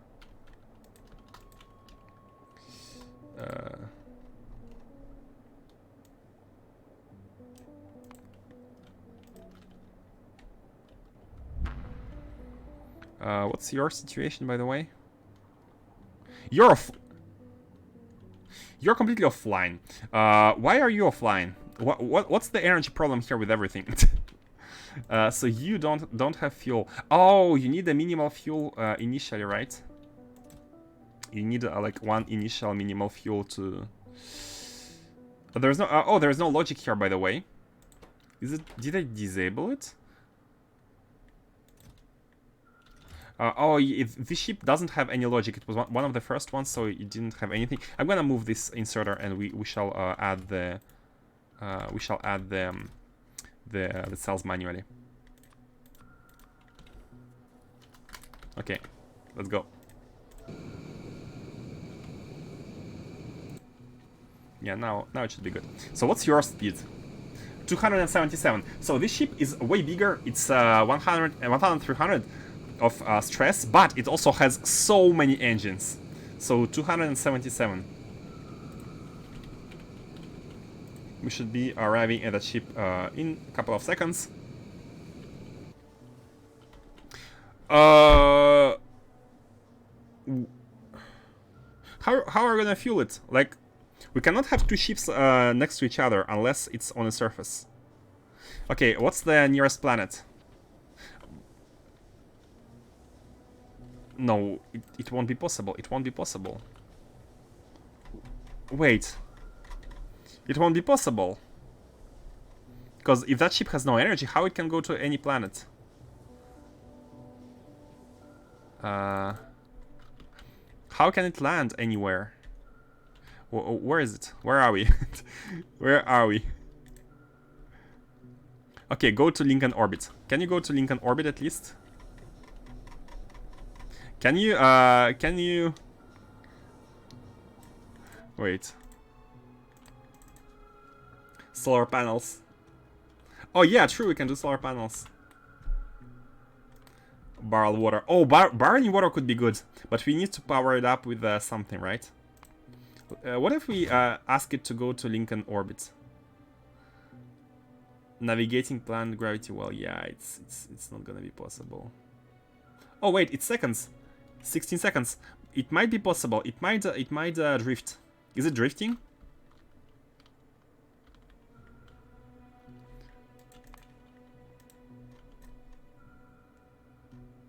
Is it moving?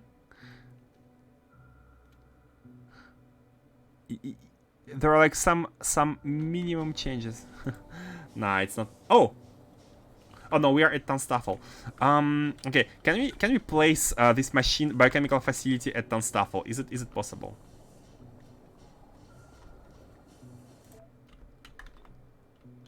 It kinda is after removing the chest and the cannon, or the roboport. It kinda is possible to put this one, and we are gonna be able. But it's not gonna be able. It's not gonna be functioning because we will need to power it. Gonna break the ship walls. Man, it's so weird that you cannot land a ship next to another one. It's so weird. Like you cannot. The only way to board is through the console. Thinking. So do we have any solar panels? We might need to go back to grab them. Yeah, we might need to go back.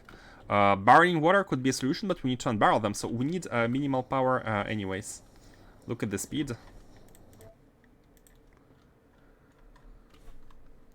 Yeah, it's gonna take 2 minutes. It's gonna take 8 minutes to go there. Like it's super slow. It's its own surface. It is, but it's not. Like you cannot have two ships in the same surface, if you see what I mean. Like I tried. I remember because we died for that. It was not died, but I'm going to test today if I can build on that surface. Here with the asteroids and stuff.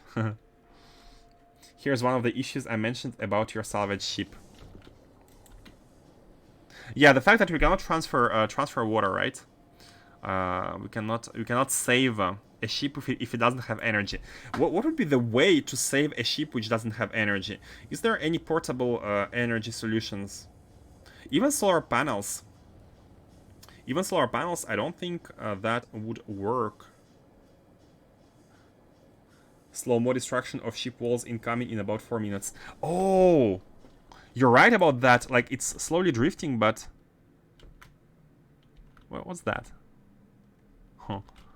No, it's stationary. It's stationary in relation to the rocks. The asteroids are not moving.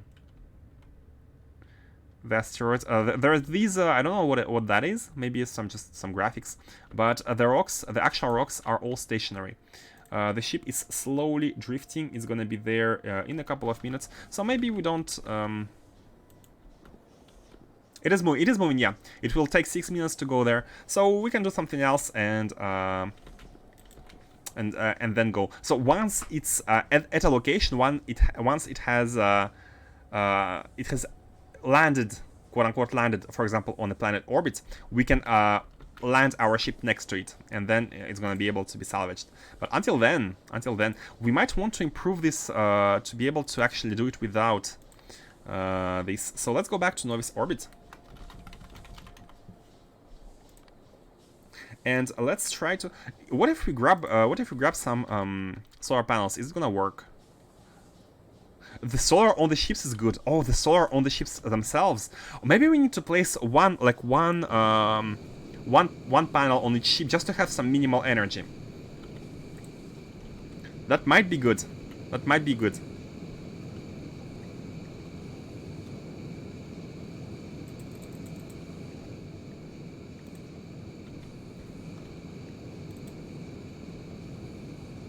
So we want to transfer some water in all cases, but I think, yeah, having some minimal energy. Oh god, sorry about that.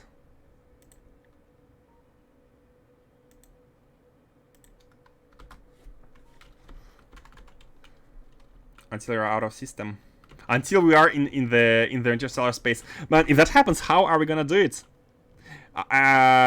Wait, out of system. What's the solar power energy? What's the solar energy? We need to check that. We need to check that next time we're out of the system.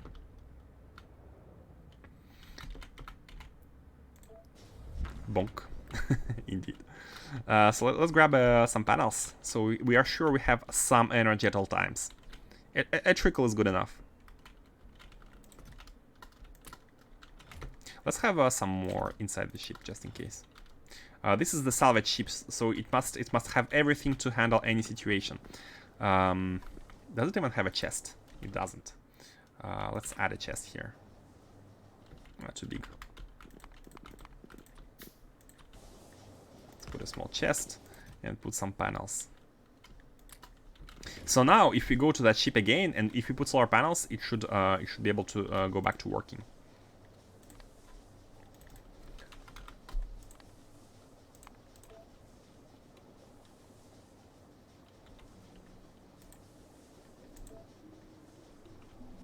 %. Naquium solar panels for double power. We need to produce them. I don't think we're producing them anywhere yet. Naquium cubes. Yeah, I'm planning on... Oh, wait. Engage.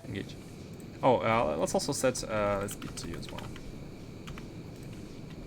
I'm planning to have the production of like these cubes and superconductive modules in maybe dedicated locations to be delivered all over the place by trains maybe. And we can only do that after we have Naquium processing, like a good throughput of Naquium.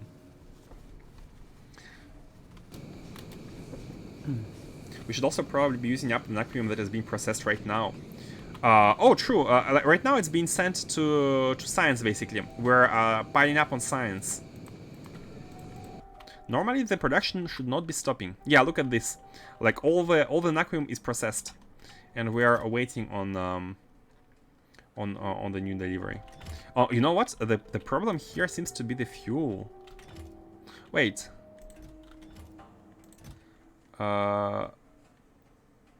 Launch on cargo full, but it's not long. Oh, wait. What's going on at Black Mirror? Hold on.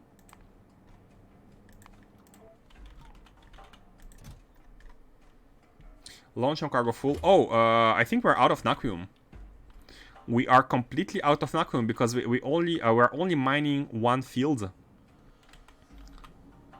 Oh no, we are delivering stuff by train. Okay, we had batteries issues. We don't have enough batteries on this planet to properly have the ships the trains powered. So we have this issue here, and this is something we need to fix once we have everything established. We have arrived.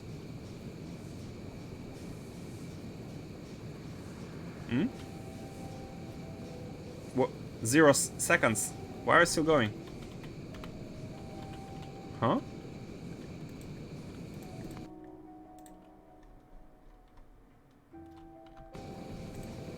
Hey. Stop. You're good. You're at a destination. Why are you not stopping? Oh, maybe we need to stop that one first. Because it's kind of moving, right?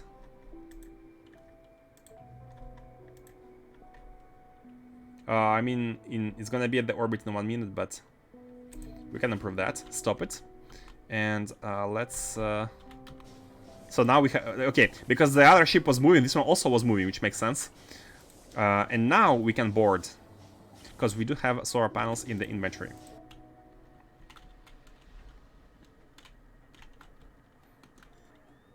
Oh yeah, you're right, Faustus. It takes damage very slowly. Not sure why. Okay, now we should be having some power. What's the situation here? Power situation.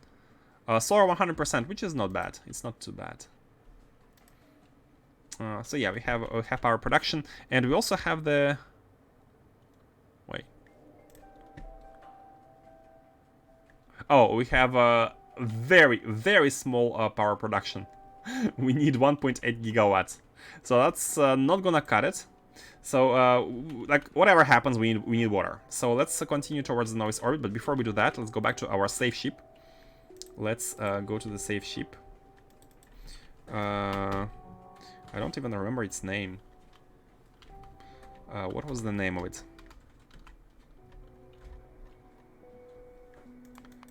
Heart of Gold. Yeah, it was Heart of Gold. It's a temporary name, by the way, but it's a nice one. So we need to do that, and then we can board, because it's kind of next to it. Okay, and after we have boarded this one, we can go back to that one, and we can send it to the orbit. Hopefully, it's gonna be a bit faster with a trickle of energy.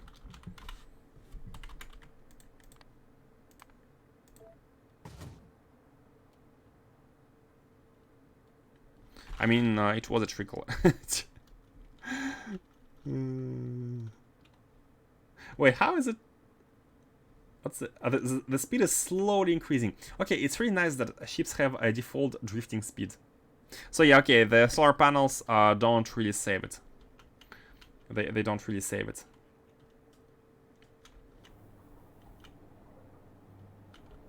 What if we disable the shields? I mean, they should be disabled, but... Okay, it should be there in like 1 minute normally. The speed is slowly increasing over time.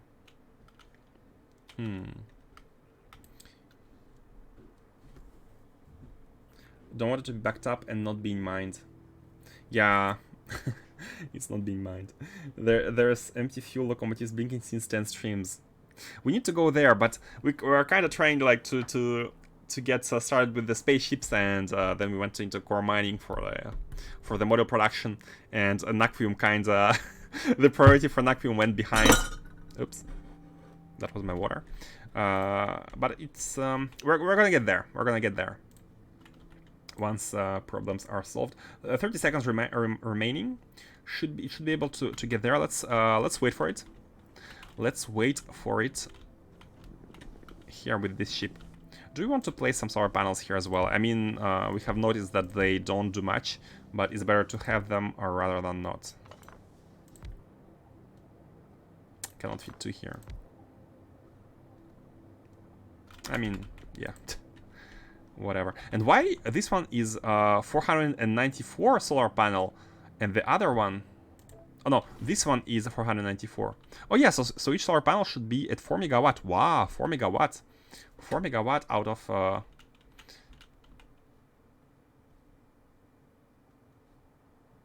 1.7 gigawatt.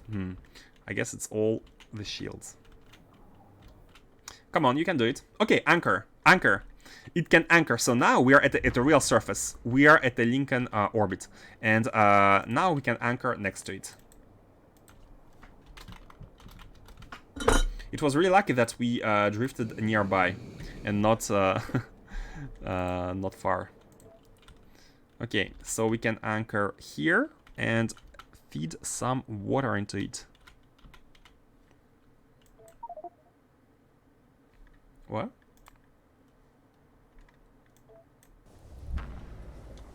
Okay, here we go. Two ships are next to each other. I really find it weird that you cannot do it in space. You should be able to do the same kind of put the ships next to each other in space. It doesn't make sense to not being able to do so, because it disallows you any kind of transfer.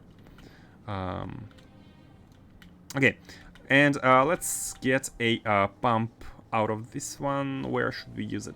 Where should we pass it through? What is this one? Oh. I'm gonna take it from here. It's like an available location. Go here, and go here. Yes, now we have water. Let's fill this tank. Cannon is probably hungry. Oh yeah, true. Cannon takes a lot of energy. Cannon must be draining the energy. What's the situation now? Okay, now we are producing 1 gigawatt. Wait, we need 1.7 gigawatts, but I think that's temporary, right? And for the shields to charge, they need some initial energy.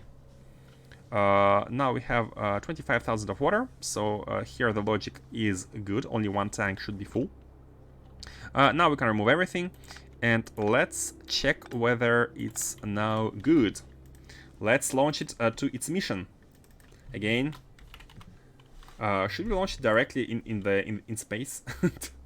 It's like it's first flight, and we are sending it into cross-system voyage.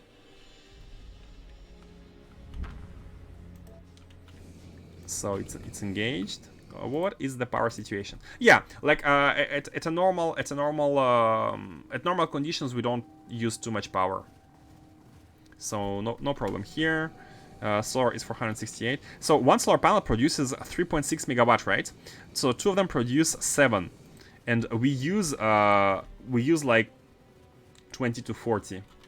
Oh, 100 spikes at 100. So yeah, cannon is actually off. I'm not sure why. I'm not sure why the energy here is. Oh, because we haven't specified where it needs to shoot. I'm guessing the further, the more energy, right? So maybe if we land on the planet, it will not require much energy to shoot. Maybe it's just not charging because it has no settings. Yeah.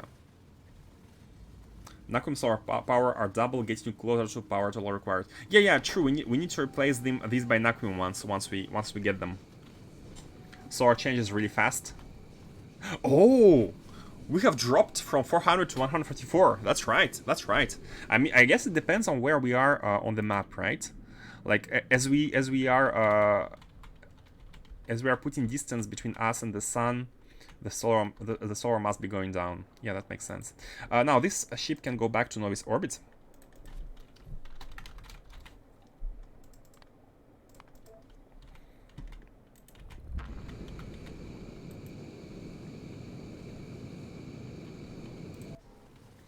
I'm checking this one to make sure there are like no issues, but yeah, the water is good. Like the water levels are dropping very slowly thanks to the condenser turbines.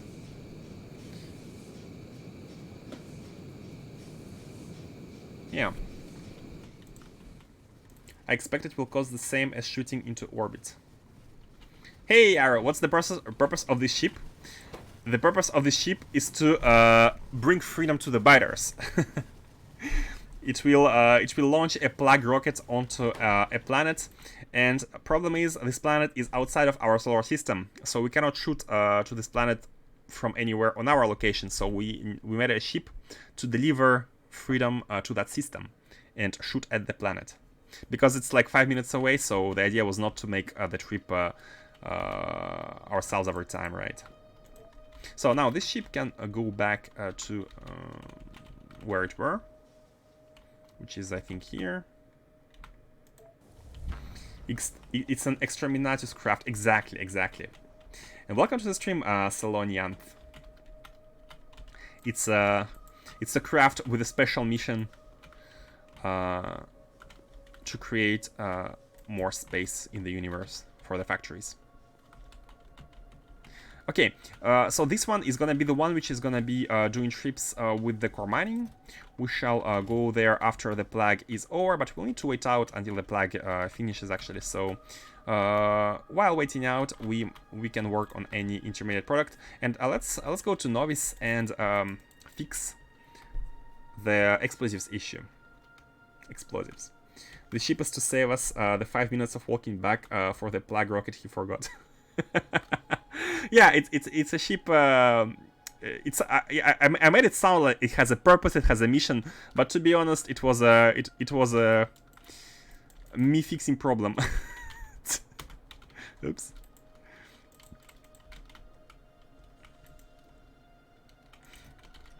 I made it almost sound as if it had a purpose other than forgetting that it should not have existed had I not forgot to take the plague rocket in the first place. But yeah, we will wait until the plague is over. We will go there and colonize, put the core miners. So we're gonna be able to test the core mining for copper. And let's go to Novice. And let's prepare. Oh yeah, we need to prepare some landing pads to accept all the ores, which is almost already done for some of them, I think. We just need to properly name them. You're saying it well. Not well enough. You saw right through it.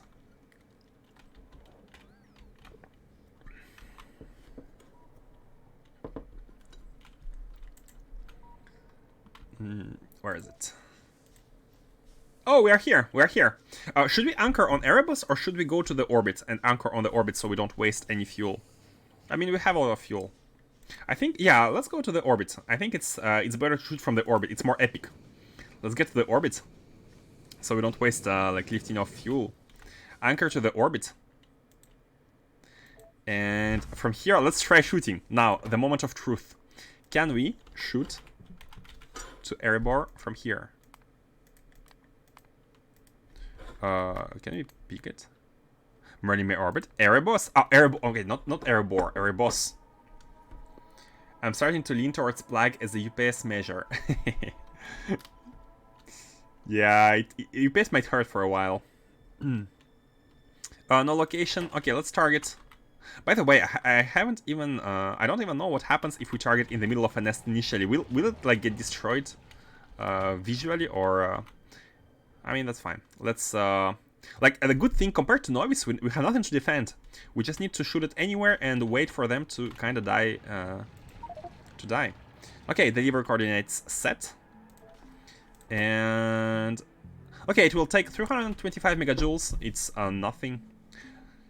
Let's shoot. Bam!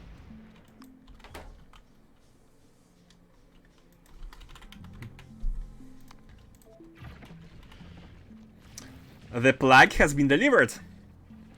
My UPS is about 35. Right after shooting, or after a while, once everything starts to, like, kinda get affected?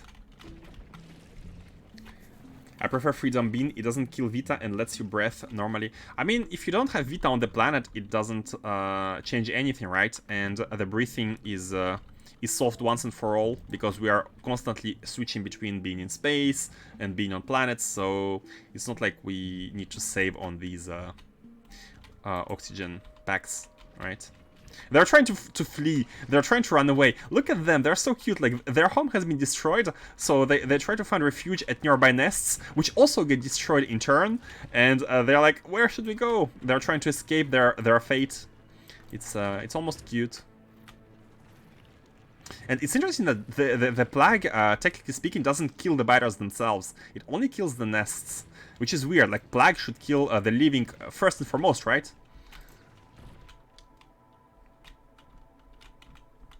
Solved once and for all, JMS dies again and panics. True, I can definitely see it happening. I'd be using a host of beams. I mean, Plague is more efficient to get rid of the planets of stuff, right? Like, if it doesn't have any vida melange, there is absolutely no drawback. I mean, except for, of course, it not being breathable. Haven't bothered researching the Plague yet. Very convenient. They're more angry than worried. True, might be angry.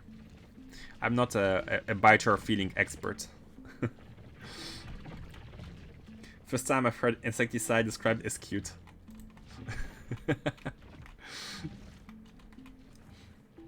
I mean, what I mean is, like, it's cute trying to see them try to flee when you know that there is nowhere to flee.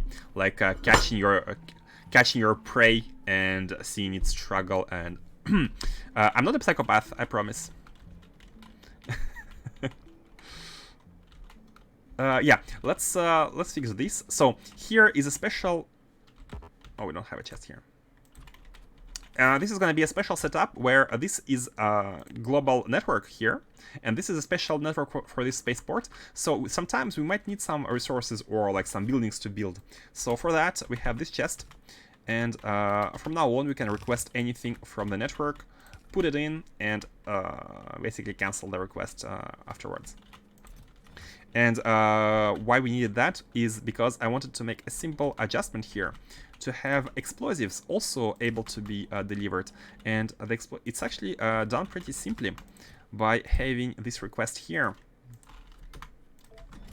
and having this chest wired to this inserter, and it should work only when explosives are below, I don't know, 500 is good enough. And as it inserts, I mean, it can be faster with a mini belt, but I don't think we care for speed. As these are being inserted, just a reminder for those who aren't familiar with the system here, these count in pulses what they insert, and they add this value to the memory. And we are constantly comparing it to how much we need. This is why we are always inserting, like, after they exit through these mini loaders, after passing through a buffer. They should always be in the amounts that we need, with a slight error margin. It's not a perfect buffer.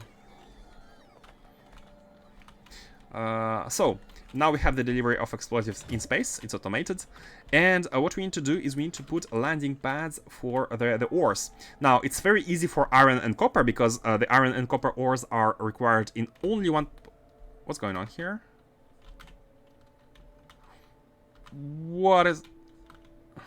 Oh, the train cannot exit because it doesn't have any... Okay, yeah. It's the same issue. We don't have enough requesters. So, it blocks everything, which is fine. Like, if we don't have resources, we don't have resources. Like, trains, they can be stopped on the rails, or they can be sitting at their depots. It doesn't change the fact that we don't have resources to deliver stuff.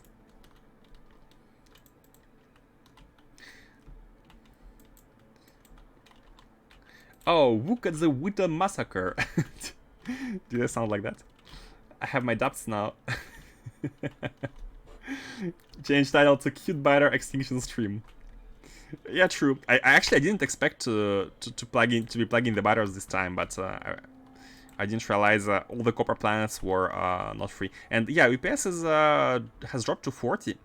And I think we're gonna be looking at the drops. Yeah, look at it going at 35. By the way, can you see the FPS UPS here?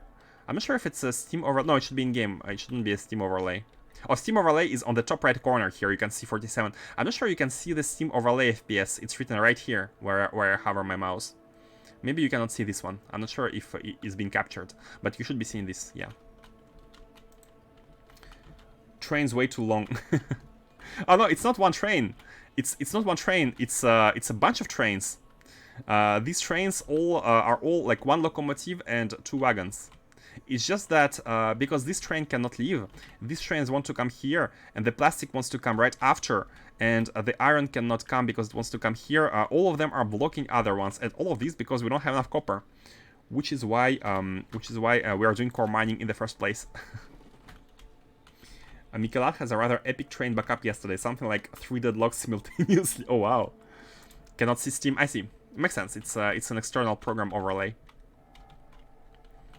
let's build landing pads. So we need to grab these at the mall. We are at the mall. And I'm not sure how many pads we will need, but let's be done with like one for each resource for now. Or maybe more for ores. Nah, let's have more for the copper ores.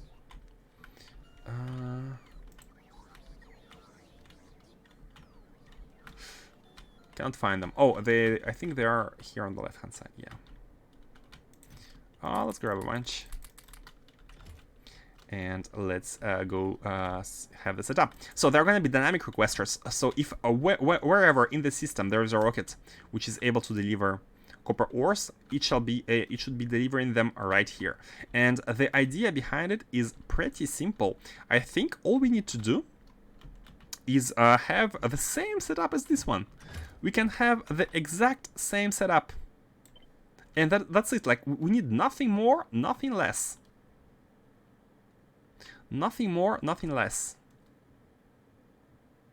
Now, the one small issue here is the fact that we want to be prioritizing the recycling one over these.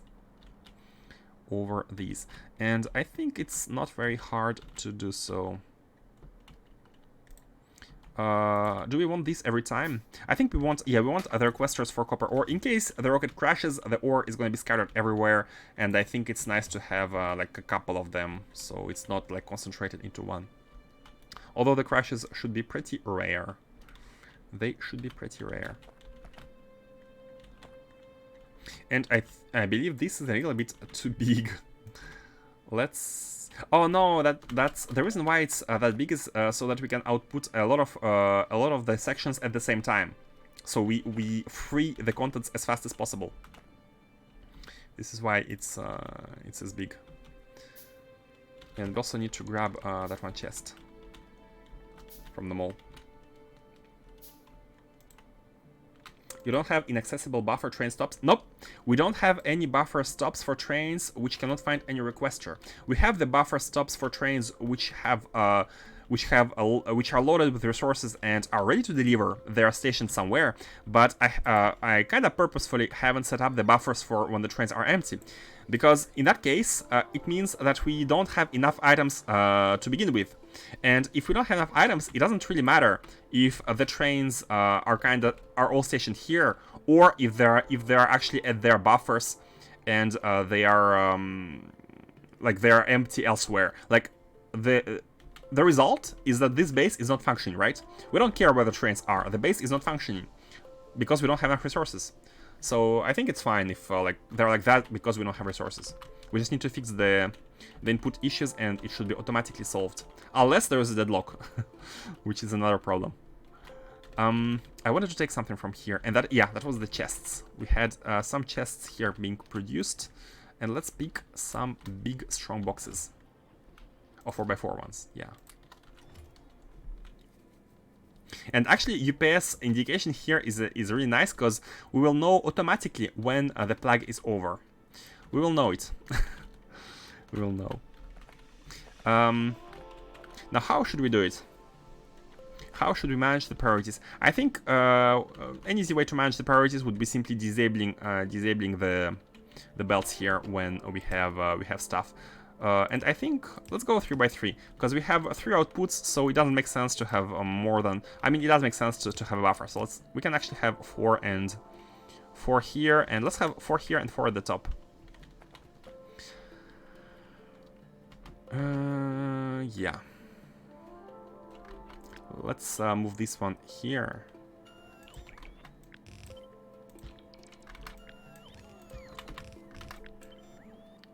Let's have these here.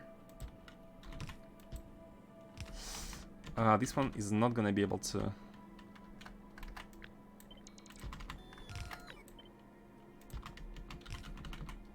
Okay, that works.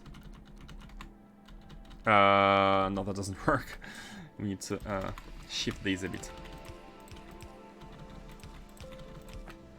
Something like that. Or we can just move everything one tile above. That might be easier.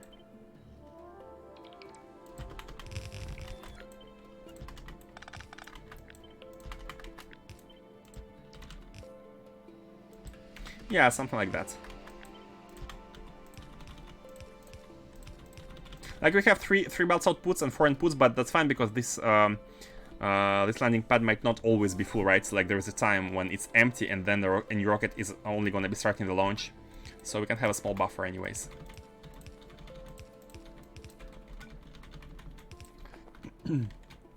I just assumed the plug would be an instant non-graphical thing.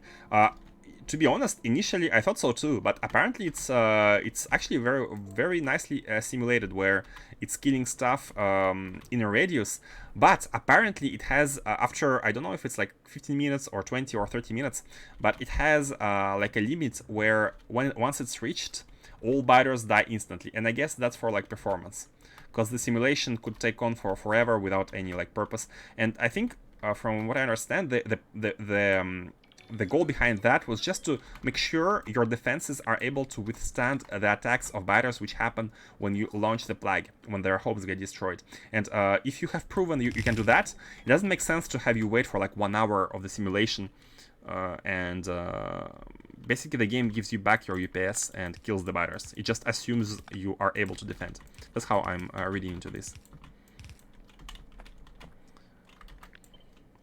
Might not be completely incorrect, but I like this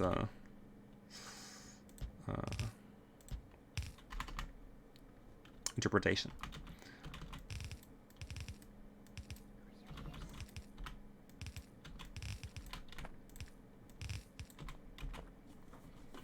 I should not dub Factorio people. Yeah. Factorio, especially modders, I think they're all into the details. Okay, so we have the ores. Now, I think the only one which needs to be, like, this silo is feeding these 2 stations. We are going to be having one for these two, and maybe one additional for, like, this one, and maybe in the future it can be above. But this one is a bit special because it needs to handle... You know what? Let's also delete these. We don't care about the 3rd one. Let's delete these. Like, this is recycling rocket from coming from novice orbit after recycling all the scrap, and the throughput is not that big, so we can afford to only have 6 belts, and it's gonna be sharing the outputs with this one. And now all we need to do is basically, I think the idea, the easy way to do it would be to simply disable the behavior, like the output from these meal orders, when there is something inside this landing pad, right? Oh wait, but when everything is on the belt, is it good? I mean, that's fine. Like after when the next delivery is in, then it's gonna be automatically solved. So let's go. Let's jump using this chest. And these are only going to be enabled when... so they are not reading anything, right? Yeah, we're not reading anything. So we're just checking the contents of this landing pad and enable them when ores are at 0. Very, very simple. When there is no ores inside the pad, this chest doesn't really matter. Then they are enabled, and the output of this one kicks in. It's fine, like if, again, after this has outputted the ores, they might be on the belt. So at this point, we are going to be having these ones on the belt as well. So we might be having 2 of them on the belt, which is fine. All we want is this landing pad to be empty, so that the next rocket can come in. It doesn't matter if the ores are on the belt or not. And for the next ones, it's even easier. We can just do something like that. And we can... Oh, wait a second. This is vulcanite.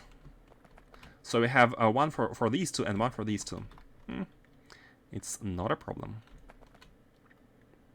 And they need to be in the global network to output the capsules and the rockets. And it's automatically taken care of by our setup last time, where we deliver stuff through these. So yeah, no big deal here. Now, by the way, now we must be producing... Yeah, the production of cargo rocket sections have kicked in because we need a new buffer. Now these are now working, which is very rare to see them working. Is it a good spot? Okay, it's an acceptable spot. It's an acceptable spot. Let's let's have these. No, it's not acceptable.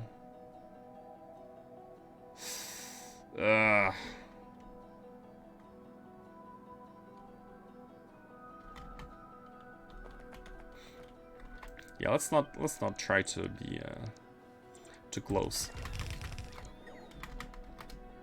We can do it like that. And let's try to be directly in front of the one which needs them. And here I almost inputted them into the into these. So you go up top, and then you go here, and then you go here. Yeah, wherever.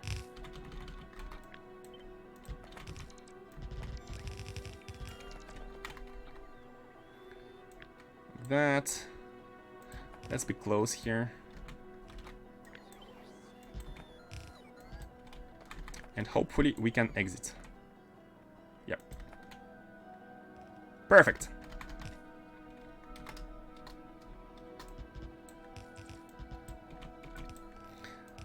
And this is how we handle priorities, because remember, the trains are only called for, we only call for trains with copper ore once we have not enough of them in these chests. But if we always have a delivery from elsewhere, like from here, these belts filling these chests will automatically disable any requesters. So novice trains are kind of a backup for the ores, and the main ore that will be consumed is going to be the one delivered by rockets, which is like kind of an automated way to make it to have it have a correct priority right from the get-go. We can do something like this here. So these are good.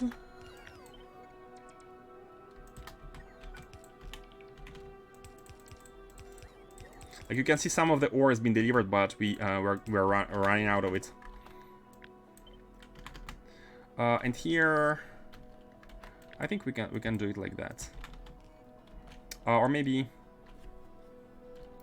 they're a bit too close. Oh, that's fine. That's actually fine. Like that, and this is done. Now, most important part is having the name of these landing pads, and hopefully I didn't make any mistakes. Disable or set limits. Again, it's unnecessary. It's automatic. It's automatic. Like the limits are here in order to, for example, if for some reason we don't have cores, and we might have mined some ores on novice, we can be using these, but it's the way it's done. Luckily, it all works out pretty well. We need to set the name here. So now it's not the recycling. It is gonna be a very specific name, which is gonna be copper ore requester, and that's it. It's a dynamic requester. These three are copper ore requesters, and we are done. We're done. We have nothing else to do. Get the ores, output them where necessary, and handle the recycling here. That's it. We can do the same for iron ore in the future, but for now, let's keep it simple at copper ore. Let's check Erebos. What's going on with the plague? So the plague is still going on, but it should be good pretty soon. It should be good pretty soon. What we need to do is to go. Wait, how much? Oh, let's check Erebos's sun, which is I mean, it's easier from the interstellar map. This one. And let's see how much energy again we send. Oh, 6.6. What I wanted to check is if you want to here to go to Erebos. What is the energy efficiency? 55%, so way better than the 14 on Novice Orbit from Calidus, which is pretty good. But we are still gonna be losing half.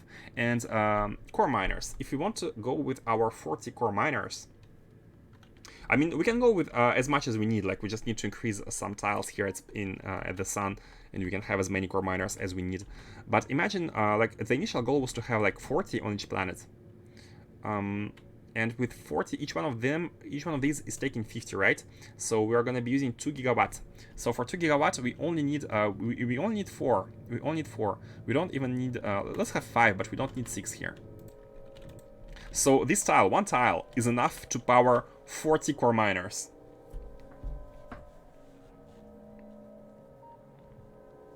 Are you restricting it by limits or disabled or LTN? Oh, we're restricting it by limits. We're setting the limit to 0. Yeah, sorry, I didn't get your question. When we have enough ores in the trains, we're just setting the limits to 0. And the limit is becoming 1 if we can afford 1 train, or 2 if we can afford 2. And it's usually limited to 2, but we can go for more if needed, if the station is big enough. So hold on, where's the station? Oh, it's here.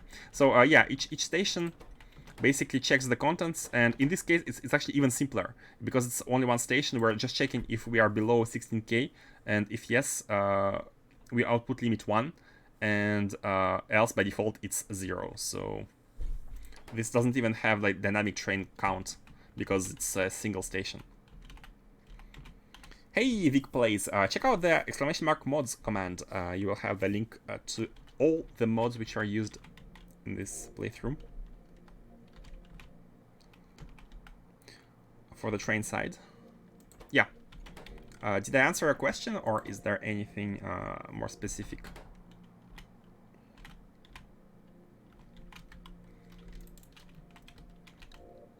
Hey, look at the FPS. I guess that means that the planet is now okay. It's not free. Why do these? I mean, they die. They die right in front of our eyes. Sadly, I'm watching it low res on mobile, so I cannot always catch. No problem, no problem. I just want to make sure I answer all your questions. So if there is anything which is unanswered, don't hesitate and ask away. No problem at all. Can we already start going there? Oh, we can also do the automation. We can set all the destinations now on Morse. Where is Morse? Did I not set it a priority 1? Oh, it's a moon. So here we can automatically set the priorities for the copper ores. So this one is a copper ore train. And it should go to any landing pad with a name, and the name is gonna be Copper Ore Requester, like this. And it has already found itself a landing pad. Look at it. It takes only 16,000 liquid rocket fuel, which is really cool. No, that was the answer. Okay, cool. I guess you do need the spider cleanup crew. I need to learn how to use them. I have never used Spidertrons in my life. Never, ever. I don't even know why. There were always something else to do, and they were like in game, and I usually don't do mega bases. One of the first times I do a big mega base, by the way. I mean mega base. I'm not sure if it deserves a mega base name, but it has some big throughputs. Yeah, so this is the copper ore, and it should be the same as this one. I think the second is copper, if my memory is correct. Yeah, the second one is the copper here. So in this case, it's always a copper ore requester.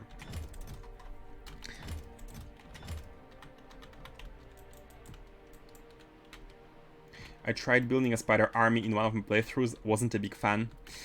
Ah, you kind of confirm my. I have a small fear that it's not gonna be super super efficient, but I guess it's a tool, right? You need to, as any tool, you need to use it in a good way to make it useful for yourself.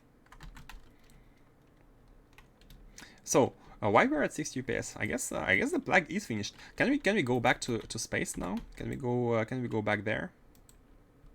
There's a building to deploy vehicles as well as equipment gantry. Oh yeah, we're using equipment gantry, but I'm not sure if I have ever tried the deployment, automatic deployment. I mean, I'm sure I haven't. The gantry, we're using it here. we're using the equipment gantry to construct the thruster suit, like survival suit with the like life support, some basic jetpack, a reactor, in case we die. So we can have a thruster suit going, and we are not like the playthrough is not ended because we cannot get anywhere. They work really well, but from what I've seen, they are a thing to get going. Yeah, it does sound a bit daunting. Need an insane amount when the evolution is this high. Probably not very efficient. Ah, you mean as a biter cleanup crew? Ah, I mean, if you're playing a C, then you might not need it. Huh? Where's the fuel? Wait a second, why don't we have... Oh. No, this is output. We don't have fuel to go back to space. We don't have rocket fuel on Noise. We are wasting all of the rocket fuel to send to get stuff from. Oh, I guess the trains are blocked. Blocking the way doesn't really help, right? Maybe some of these trains are actually rocket fuel. Yeah, well, there are these two. It doesn't help. Everything being blocked, even blocks the rocket fuel. I mean, we don't need the... It's all gonna be solved once we have copper ores. So all we need is do the core mining. Let's... By the way, where is the ship? Tanstaffel. Where is it? It's at Erebus orbit. Okay, yeah, go back to Novice orbit. You are done here. Go back to Novice orbit.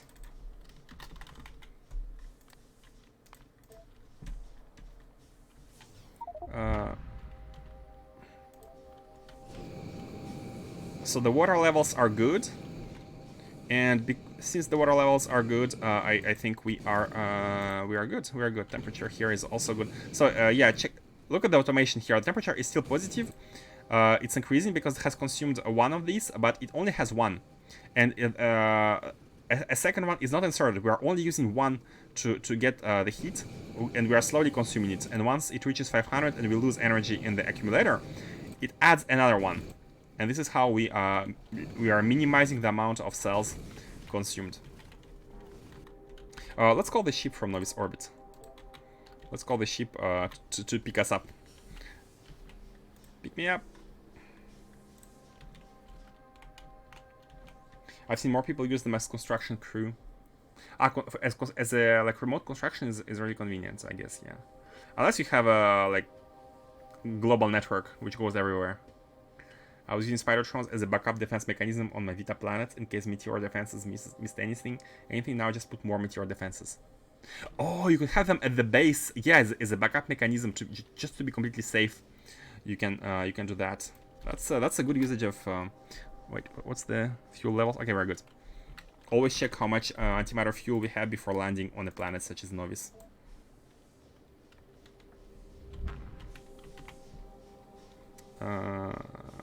It was Medusa. And pick us up.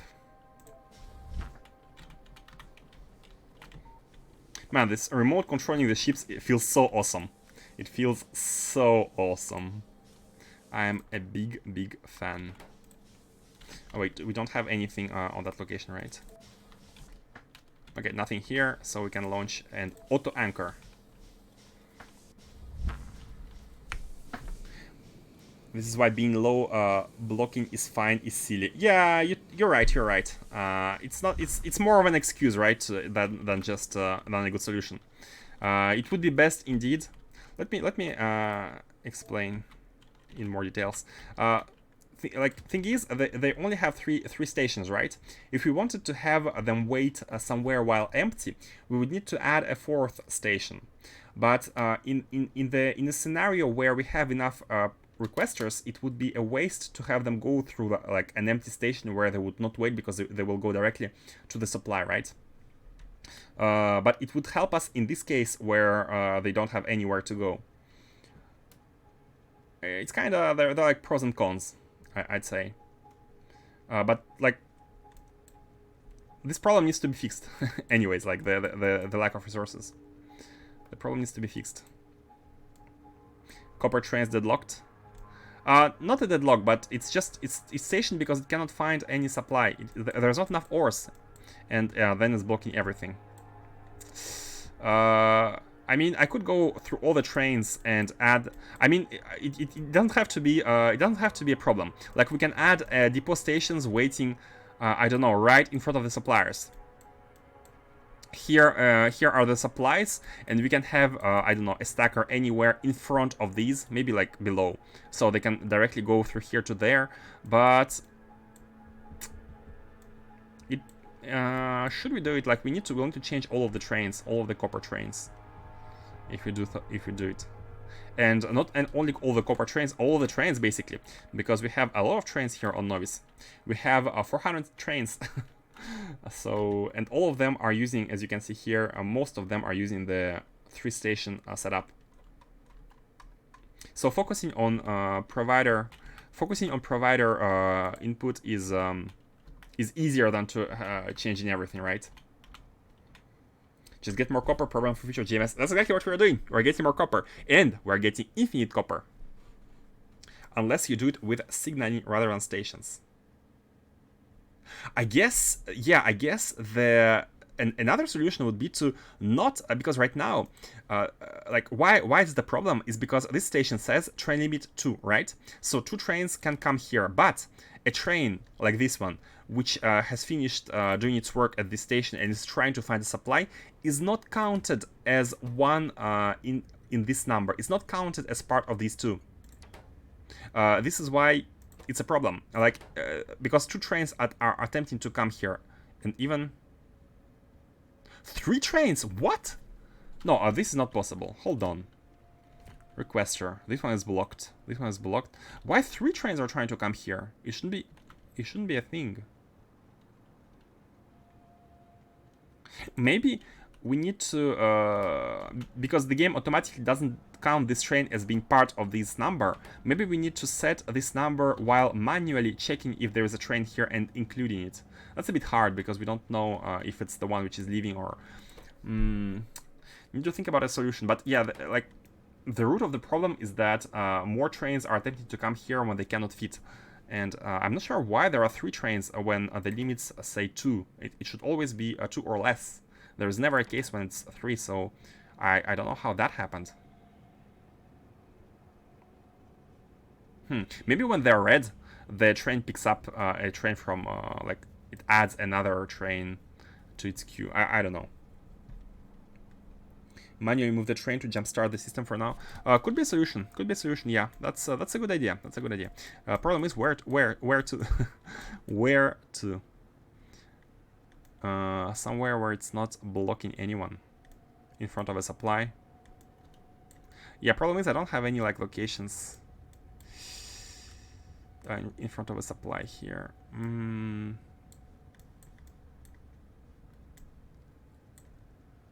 I mean, we could send it to stacker.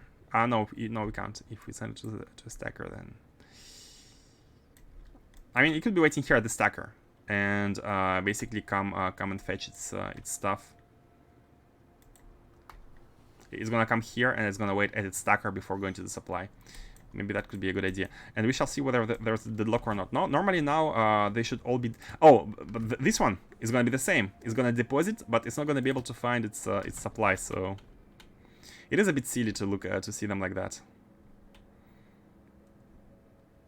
And the other problem is that these requesters are there's a lot of them in a row, so a lot of trains might be actually stacked, and they can go as far as sorry, as far as being like on the intersection and blocking everyone else. Like these 2 want to come inside, but they can't because they are like, and this one wants to come here as well. All of them want to come inside these. Look at this. Why so many trains want to come to this train fuel station? We have 1. Oh no, this is the, oh no, yeah, 1, 2, 3. 3 trains, but the limit is 2. What's going on with the limits? What is going on with the train limits? It's 2. I'm sure it can't be more than 2. Why 3 trains are trying to come here every time?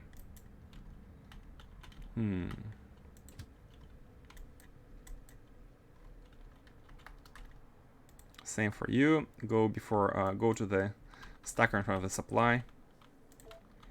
Yeah, like, we can do it for days, fixing the trains. I mean, we have fed the copper lane, so other trains can now come and go into their respective delivery locations. So it's kind of jump started, as you said, but it's a temporary solution, right?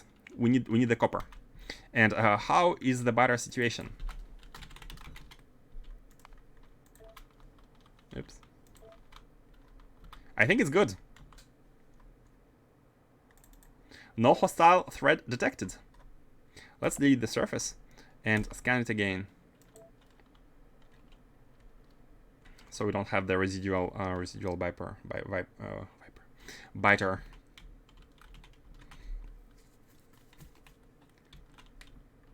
Combinator or LTN overriding? I don't have LTN.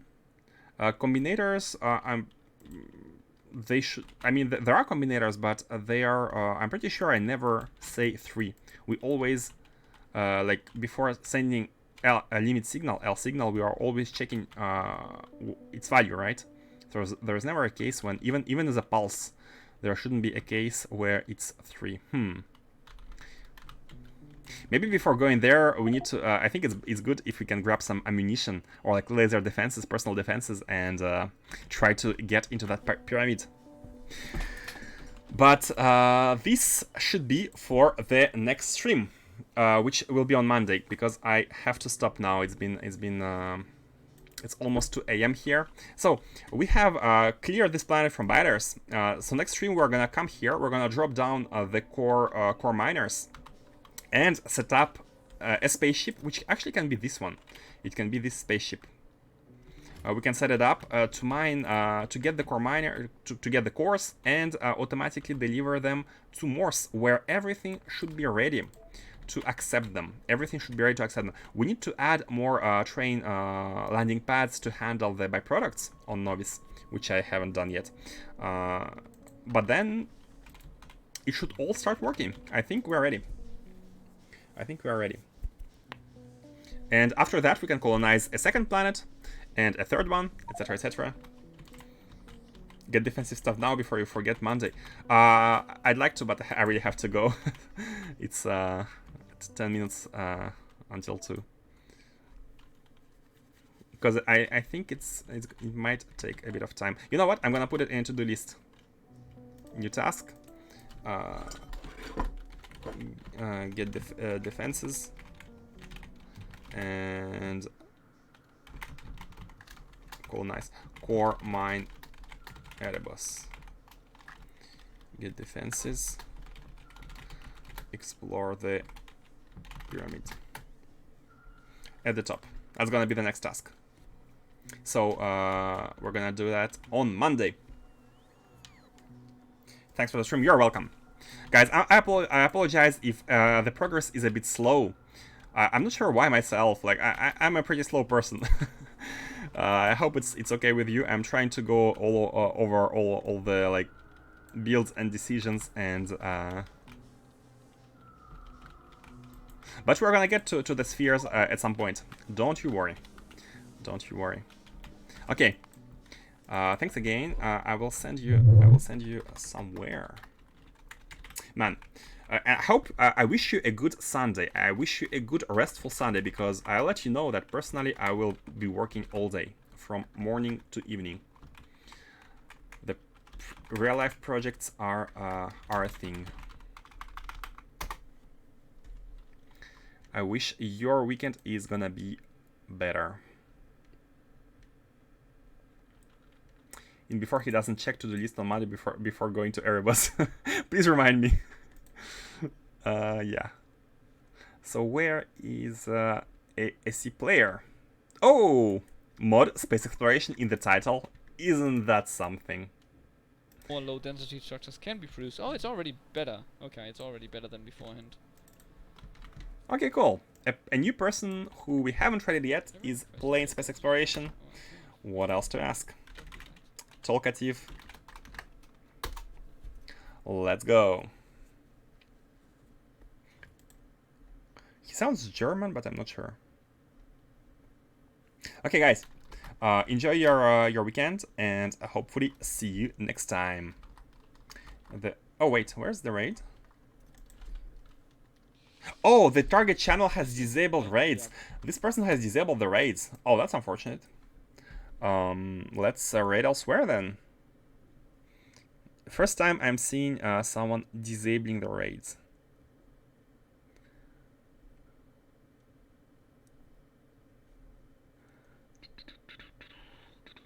So many people playing, of course. It's Factorio Space Exploration, El Whito. I think we went to El Whito, but it's not a problem. What?